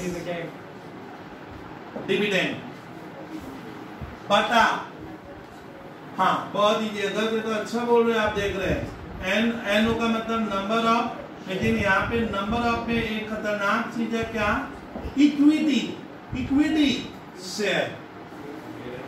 इसका फॉर्मूला मैं नहीं बनाया, इसका डेरिवेशन बहुत इजी है, एक जिंदगी भर याद रहेगा जब सवाल कराऊंगा। आपको याद करना है, घर में 10 मिनट वक्त देना होगा। नाउ द रेशियो का, उसमें मैं ऐसा कोई रेशियो नहीं है जो सिलेबस में और सब छुए नहीं है, सारा रेशियो मैं आपको एक्सप्लेन किया हूँ। और मैंने बोला था यहाँ से कल से 8 क्लास रेशियो की चलेगी, लेकिन उसके पहले बीच में रिटायरमेंट स्टार्ट हो जाएगा। मैंने बोला हूँ रिटायरमेंट में रेशियो में मुझे 2-2, 3-3 सवाल कराने एवरी डे। हमारा 25-30 सम बन गया तो मोड़ देने लगता आपका क्या हुआ। अर्निंग पर शेयर का फॉर्मूला लिख ले, ये बच्चा वाला फॉर्मूला है, मार्केट प्राइस पर शेयर। सर ये शेयर क्या है मैं नहीं मालूम है, ये सब मुझे पता है, ये मैं अगले दिन सिखाऊंगा। और नीचे earning per share, EARNING earning per share. तो विद्यार्थी प्रॉफिटेबिलिटी रेशियो कुछ सेल्स पे डिपेंड होते हैं, कहीं कहीं नीचे सेल्स आया था और कहीं कहीं सेल्स नहीं आया। एक बार मैं लास्ट 2 मिनट बोल देता हूँ, ग्रॉस प्रॉफिट रेशियो, गर्ल्स याद कीजिए, नेट प्रॉफिट रेशियो, आपको नाम याद रखना भी तो महाभारत है, operating profit ratio, operating ratio. नयापन आजकल आ गया, रिटर्न ऑन कैपिटल एम्प्लॉयड, कितना लगाकर कितना कमाया, मोटी बात है। रिटर्न ऑन कितनी पूंजी, अच्छा कैपिटल एम्प्लॉयड का मतलब मेरा कैपिटल ना पूरा लेने का, मेरा और गांव का जो लॉन्ग टर्म में लिए दोनों को रखने वाला है, ये सोचने लायक है फॉर्मूला में। तो रिटर्न ऑन कैपिटल एम्प्लॉयड का नाम है रिटर्न ऑन इन्वेस्टमेंट, ये थोड़ा ध्यान रखना। फिर आज का नया आ गया अर्निंग पर शेयर, ये ईपीएस।